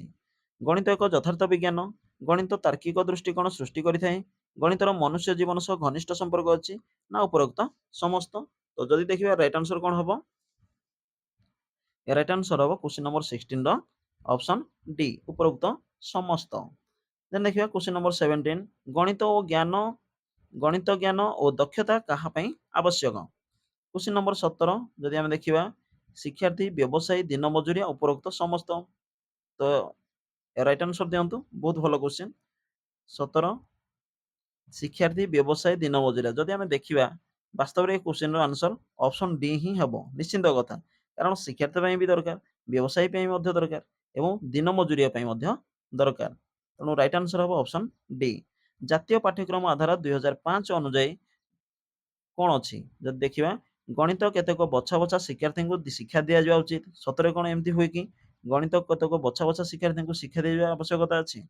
ନା ଗଣିତରେ ଦକ୍ଷତା ଆହରଣ କରିବା ସବୁ ଶିକ୍ଷାର୍ଥୀଙ୍କ ପାଇଁ ବାଧ୍ୟତାମୂଳକ? Question number 18। ଦେନ୍ ଦେଖିବା ଆପଣଙ୍କର ଆଉ କ'ଣ ଅଛି ଅପସନ୍। ଜାତୀୟ ପାଠ୍ୟକ୍ରମ ଆଧାର କଥା ସେ କହୁଛି। ଦେନ୍ ଦେଖିବା କି ଆଉ କ'ଣ ଅଛି ଆପଣଙ୍କର ଅପସନ୍। ଗଣିତ ଶିକ୍ଷା ଦେବା ପାଇଁ ପ୍ରଥମେ ସେମାନଙ୍କର ପରୀକ୍ଷଣ କରାଯିବା ଉଚିତ। ଏହା ଠିକ୍ କି? ଦୁର୍ବଳ ଶିକ୍ଷାର୍ଥୀଙ୍କ ପାଇଁ ଅଲଗା ଗଣିତ ପାଠ୍ୟକ୍ରମ ହେବା ଉଚିତ। ତ ଯଦି ଆମେ ଦେଖିବା ମୋଟାମୋଟି ଭାବେ ୟାର ସବୁଠାରୁ ପଜିଟିଭ ଆନ୍ସର ଆପଣଙ୍କର ଆସୁଛି କ'ଣ ନା ଅପସନ୍ ବି। କ୍ୱେଶ୍ଚିନ୍ ନମ୍ବର 18, ଗଣିତରେ ଦକ୍ଷତା ଆହରଣ କରିବା ସବୁ ଶିକ୍ଷାର୍ଥୀଙ୍କ ପାଇଁ ବାଧ୍ୟତାମୂଳକ। ଦେନ୍ ଦେଖିବା କ୍ୱେଶ୍ଚିନ୍ ନମ୍ବର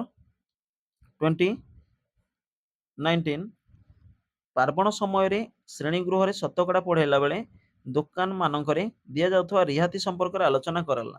ଶ୍ରେଣୀଗୃହରେ ଏହି ପ୍ରକାରର ଆଲୋଚନାକୁ ଆମେ କ'ଣ କହିପାରିବା? ଆପଣଙ୍କୁ ଏଇ ଟାଇପ୍ର ହିଁ କ୍ୱେଶ୍ଚିନ୍ ଦେଖିବାକୁ ପାଇବେ ଓଟିଇଟି କ୍ୱେଶ୍ଚିନ୍ରେ। ତ କ୍ୱେଶ୍ଚିନ୍ ନମ୍ବର 19, ଶିକ୍ଷାର୍ଥୀମାନଙ୍କୁ ଅନ୍ୟମାନଙ୍କ ମତାମତ ଶୁଣିବାରେ ସାହାଯ୍ୟ କରିବା ସହ ନିଜର ଯୁକ୍ତି ଉପସ୍ଥାପନ କରିବା ପାଇଁ ଉତ୍ସାହିତ କରିବା ଏଡ଼ାଇ ଯିବା ଉଚିତ, ଯେହେତୁ ଏହା ଶ୍ରେଣୀରେ ବିଶୃଙ୍ଖଳା ସୃଷ୍ଟି କରିବା ସହ ଅନ୍ୟମାନଙ୍କୁ ବିରକ୍ତିକର ହୋଇଥାଏ। ତ ତାର ଷ୍ଟେଟମେଣ୍ଟ ଦେଖନ୍ତୁ, ଆପଣଙ୍କୁ ଠିକ୍ ଲାଗୁଛି କି? ନମ୍ବର ବି, ଅପସନ୍ ବି ଠିକ୍ ଲାଗୁଛି କି? ତେଣୁ ଆମେ ଦେଖିବା ଅପସନ୍ ସି କ'ଣ ଅଛି ନା ଶିକ୍ଷାର୍ଥୀମାନଙ୍କୁ ସେମାନଙ୍କର ତାର୍କିକ ଦକ୍ଷତା ବିକାଶ କରିବାରେ ସାହାଯ୍ୟ କରିଥାଏ, ଗରମାଗରମ ଯୁକ୍ତି ତର୍କ ସୃଷ୍ଟି କରିବା ସହ ଶ୍ରେଣୀରେ ବାତାବରଣକୁ ନଷ୍ଟ କରିଥାଏ। ତ ଓଟିଇଟି କ୍ୱେଶ୍ଚିନ୍ରେ ଆପଣ ଏମିତି ଭାବିବେନି କି ପେଡାଗୋଜି କ୍ୱେଶ୍ଚିନ୍ ହଁ ଇଜିଲି ଅଛି, ଓଡ଼ିଆ ମିଡ଼ିୟମରେ ଅଛି, ସବୁକିଛି ଆମେ ଏବିସିଡି ମାରି ଦେଇକି ଆସିବା ନା। କାରଣ ପେଡାଗୋଜି କ୍ୱେଶ୍ଚିନ୍କୁ ବି ଆପଣଙ୍କୁ ସମୟ ଲାଗିବ ବୁଝିବା ପାଇଁ। ତେଣୁ ନିଶ୍ଚିନ୍ତ ରୂପେ ବୁଝିବେ କ୍ୱେଶ୍ଚିନ୍କୁ, ଦେନ୍ ତାକୁ ରାଉଣ୍ଡ କରିକି ଆସିବେ। ତ ଏଠି ଯଦି ଆମେ ଦେଖିବା କି ଅପସନ୍ ଡି ସମ୍ପୂର୍ଣ୍ଣ ରୂପେ ଭୁଲ ଅଛି ଏବଂ ଅପସନ୍ ବି ମଧ୍ୟ ଆପଣ କାଟି ଦେଇପାରିବେ, କାରଣ ଏଡ଼ାଇ ଯିବା ଉଚିତ, ଯେହେତୁ ଏହା ଶ୍ରେଣୀରେ ବିଶୃଙ୍ଖଳା ସୃଷ୍ଟି କରିବା। ତ ଏ ଷ୍ଟେଟମେଣ୍ଟ ସମ୍ପୂର୍ଣ୍ଣ ରୂପେ ଭୁଲ ଅଛି। ଏବଂ ଯଦି ଆମେ ଦେଖିବା ଶିକ୍ଷାର୍ଥୀମାନଙ୍କୁ ସେମାନଙ୍କର ତାର୍କିକ ଦକ୍ଷତା ବିକାଶ କରିବାରେ ସାହାଯ୍ୟ କରିଥାଏ, ନା କେବଳ ତାର୍କିକ ଦକ୍ଷତା ବିକାଶ କରିବାରେ ସାହାଯ୍ୟ କରିନଥାଏ। ତ ୟା ରାଇଟ୍ ଆନ୍ସର ଯଦି ଦେଖିବା ତାହେଲେ ଅପସନ୍ ଏ ହିଁ ରାଇଟ୍ ଆନ୍ସର ହେବ, କାରଣ ଶିକ୍ଷାର୍ଥୀମାନଙ୍କୁ ଅନ୍ୟମାନଙ୍କ ମତାମତ ଶୁଣିବାରେ ସାହାଯ୍ୟ କରିବା ସହ ନିଜର ଯୁକ୍ତି ଉପସ୍ଥାପନ କରିବା ପାଇଁ ଉତ୍ସାହିତ କରିଥାଏ। କାରଣ ଏଇ ଷ୍ଟେଟମେଣ୍ଟ ହିଁ ସବୁଠାରୁ ବେଷ୍ଟ ଷ୍ଟେଟମେଣ୍ଟ ଲାଗୁଛି। ତେଣୁ ଏମିତି ବୁଝିକି ଆପଣ କ୍ଲିକ୍ କରିକି ଆସିବେ। ଦେନ୍ ଦେଖିବା କ୍ୱେଶ୍ଚିନ୍ ନମ୍ବର 20, ସଂରଚନାକୁ ଚିହ୍ନିବା ଓ ତାହାକୁ ପୂରଣ କରିବା ପ୍ରାଥମିକ ସ୍ତରରେ ଗଣିତ ପାଠ୍ୟକ୍ରମର ଏକ ଅତ୍ୟାବଶ୍ୟକ ଅଂଶ, ଯେହେତୁ ଏହା ଶିକ୍ଷାର୍ଥୀ ମଧ୍ୟରେ ସୃଜନଶୀଳତା ଓ ସୁନ୍ଦର ଗୁଣ ବୃଦ୍ଧି କରାଇଥାଏ। ଶିକ୍ଷାର୍ଥୀମାନଙ୍କୁ ପ୍ରତିଯୋଗିତାମୂଳକ ପରୀକ୍ଷା ପାଇଁ ପ୍ରସ୍ତୁତ କରିଥାଏ। ସୁଡୋକୁ ସମସ୍ୟା ସମାଧାନ କରିବାରେ ସହାୟକ ହୋଇଥାଏ। ନା ଅପସନ୍ ଡି ଆପଣଙ୍କର ଶିକ୍ଷାର୍ଥୀର ସୃଜନଶୀଳତା ବୃଦ୍ଧି କରିବା ସହ ସେମାନଙ୍କୁ ସଂଖ୍ୟା ଓ ସାଂଖ୍ୟିକ ପ୍ରକ୍ରିୟାର ନିୟମ ଗୁଡ଼ିକ ବୁଝିବାରେ ସହାୟକ ହୋଇଥାଏ। ତ ଏ ରାଇଟ୍ ଆନ୍ସର କ'ଣ ହେବ? Question number 20। ତ ଯଦି ଦେଖିବା ସବୁଠାରୁ ବେଷ୍ଟ ଏକ୍ସପ୍ଲାନେସନ୍ ଅଛି ଆପଣଙ୍କର ଅପସନ୍ ଡି, ଶିକ୍ଷାର୍ଥୀର ସୃଜନଶୀଳତା ବୃଦ୍ଧି କରିବା ସହ ସେମାନଙ୍କୁ ସଂଖ୍ୟା ଓ ସାଂଖ୍ୟିକ ପ୍ରକ୍ରିୟାର ନିୟମ ଗୁଡ଼ିକ ବୁଝିବାରେ ସହାୟକ ହୋଇଥାଏ। ଏମିତି ଆପଣ ବୁଝି ବୁଝିକି ହିଁ ଦେବେ, ଏମିତି ନୁହଁ କି ଯାଇକି ଆପଣ ବହୁତ କମ ସମୟ ଥିବ ତା ପୂର୍ବରୁ ଆପଣ ରାଉଣ୍ଡ ବୁଲେଇକି ଆସିବେ, ନା ସେମିତି ନାହିଁ। କ୍ୱେଶ୍ଚିନ୍ ନମ୍ବର 21, ନିଜ ଅନୁସାରେ ବା ସେଲ୍ଫ ଷ୍ଟଡି ଗଣିତ ପଢ଼ିବା ନିମନ୍ତେ କେଉଁଠି ସତ୍ୟ ନୁହେଁ? ତ ରାଇଟ୍ ଆନ୍ସର କ'ଣ ହେବ? ଏହା ଶିକ୍ଷାର୍ଥୀକୁ ଶିକ୍ଷଣ ପ୍ରକ୍ରିୟାରେ ଆତ୍ମନିର୍ଭରଶୀଳ କରିବାରେ ସାହାଯ୍ୟ କରେ। ଏହା ଘୋଷା ପଦ୍ଧତିକୁ ଉତ୍ସାହିତ କରିଥାଏ। ଏହା ସମୟର ସଦୁପଯୋଗ କରିଥାଏ। ଏହା ଶିକ୍ଷାର୍ଥୀର ବୌଦ୍ଧିକ ଦକ୍ଷତା ବଢ଼ାଇବାରେ ସାହାଯ୍ୟ କରିଥାଏ। କ୍ୱେଶ୍ଚିନ୍ ନମ୍ବର 21, ତ ଯଦି ଦେଖିବା ରାଇଟ୍ ଆନ୍ସର ହେବ ଆମେ ଏହା ଘୋଷା ପଦ୍ଧତିକୁ ଉତ୍ସାହିତ କରିଥାଏ, କାରଣ ନିଜ ଅନୁସାରେ ସେଲ୍ଫ ଷ୍ଟଡି କରିବା ଦ୍ୱାରା ପଢ଼ିବା ନିମନ୍ତେ କେଉଁଠି ସତ୍ୟ ନୁହେଁ ପଚାରିଛି। ଆପଣଙ୍କୁ ଏଠି ସତ୍ୟ ନୁହେଁ ବୋଲି ପଚାରିଛି। ମନେ ରଖିବେ ଓଟିଇଟିରେ ସବୁଠାରୁ ମୁଁ କହିଛି ଇମ୍ପୋର୍ଟାଣ୍ଟ କ'ଣ ନା ଓଟିଇଟି କ୍ୱେଶ୍ଚିନ୍ ନୁହେଁ ହିଁ ଆପଣଙ୍କୁ ବେଶୀ କନଫ୍ୟୁଜ କରିଥାଏ ପିଲାମାନଙ୍କୁ। ତେଣୁ ନୁହେଁ ଯେଉଁଠି ଅଛି ଆପଣ ଟିକେ ସେଇ ଜାଗାରେ ରହିବେ ଏବଂ କୋଶ୍ଚିନ୍‌କୁ ଭଲ ଭାବେ ଲକ୍ଷ୍ୟ କରିବେ। ନୁହେଁ ଅଛି ମାନେ କେଉଁଗୁଡ଼ିକ ହୁଏ, ସେଗୁଡ଼ିକ ଆପଣ ପ୍ରଥମେ ବାହାର କରିବେ। ଦେନ୍ ଯୋଉଗୁଡ଼ା ଆପଣଙ୍କୁ ସାଇଡ୍ ଲାଗିଲା, ଏଇ ଅପସନ୍ କେମିତି ମୋତେ ଲାଗୁନି, ତ ତାକୁ ଆପଣ କ୍ଲିକ୍ କରିକି ଆସିବେ। ତ ଆଶା କରୁଛି ଆଜି ଯୋଉ ଯାହା କିଛି ଆମେ ୟୁନିଟ୍ ୱାଇଜ୍ ଡିସ୍କସ୍ କଲେ ନିଶ୍ଚିନ୍ତ ଆପଣଙ୍କ ପାଇଁ ହେଲ୍ପଫୁଲ୍ ହେଇପାରିବ ଏବଂ ଏହିପରି ଆମେ ପ୍ରତ୍ୟେକ ସିଲାବସ୍‌ର ପ୍ରତ୍ୟେକ ଚାପ୍ଟରକୁ ଆମେ ୱିଦିନ୍ 30 ଡେଜ୍ ମଧ୍ୟରେ ତାର ଚାପ୍ଟର ୱାଇଜ୍ ଡିସ୍କସ୍ କରିବା, ତାକୁ ବୁଝିବା। ଦେନ୍ ସେଇ ରିଲେଟେଡ୍ ଆଜି ଯେମିତି ଆମେ ତାର ଏମସିକ୍ୟୁ କିଛି ପ୍ରାକ୍ଟିସ୍ କଲେ, ଠିକ୍ ସେହିପରି ଆମେ ପ୍ରାକ୍ଟିସ୍ କରିବା ଏବଂ ଲାଷ୍ଟ 5 ଡେଜ୍ ଆପଣଙ୍କର ଏକ୍ସାମ୍ ତାର ପୂର୍ବରୁ ଆମେ କ'ଣ କରିବା ନା ପାଖାପାଖି 5000 ଆମେ ଏମସିକ୍ୟୁ ପ୍ରାକ୍ଟିସ୍ କରିବା। ନିଶ୍ଚିନ୍ତ ପ୍ରିଭିୟସ୍ ଇୟର୍‌ର ରହିବ ଏବଂ ନ୍ୟୁ ପାଟର୍ନର କିଛି କ୍ୱେଶ୍ଚିନ୍ ରହିବ। ନିଶ୍ଚିନ୍ତ ମୁଁ କହିବି କି ଆପଣଙ୍କ ପାଇଁ ହେଲ୍ପଫୁଲ୍ ହେବ ଏବଂ ନିଶ୍ଚିନ୍ତ କ୍ୱାଲିଫାଇ ମଧ୍ୟ କରିପାରିବେ। ତ ଥ୍ୟାଙ୍କ ୟୁ ଏବଂ କେମିତି କ୍ଲାସ୍ ଥିଲା ନିଶ୍ଚିନ୍ତ କମେଣ୍ଟ ସେକ୍ସନ୍‌ରେ ଲେଖିକି ଜଣାଇବେ। ଆପଣଙ୍କ ସହିତ ଦେଖା ହବ ଆଉ ଏକ କନସେପ୍ଟ କ୍ଲାସ୍‌ରେ ସିଲାବସ୍ ୱାଇଜ୍ ଆମେ ଯେଉଁ କ୍ଲାସ୍ କଣ୍ଟିନ୍ୟୁ ରଖିଛେ ତାହା ଅନବରତ ଚାଲୁ ରହିବ ଏବଂ ଯଦି ଆପଣ ଡେସ୍କ୍ରିପସନ୍‌ରେ ପ୍ରିଭିୟସ୍ କ୍ଲାସ୍ ଦେଖିନାହାନ୍ତି ତାର ଲିଙ୍କ୍ ଅଛି, ଯାଇକି ଆପଣ କ୍ଲିକ୍ କରିକି ଦେଖିପାରିବେ। Thank you.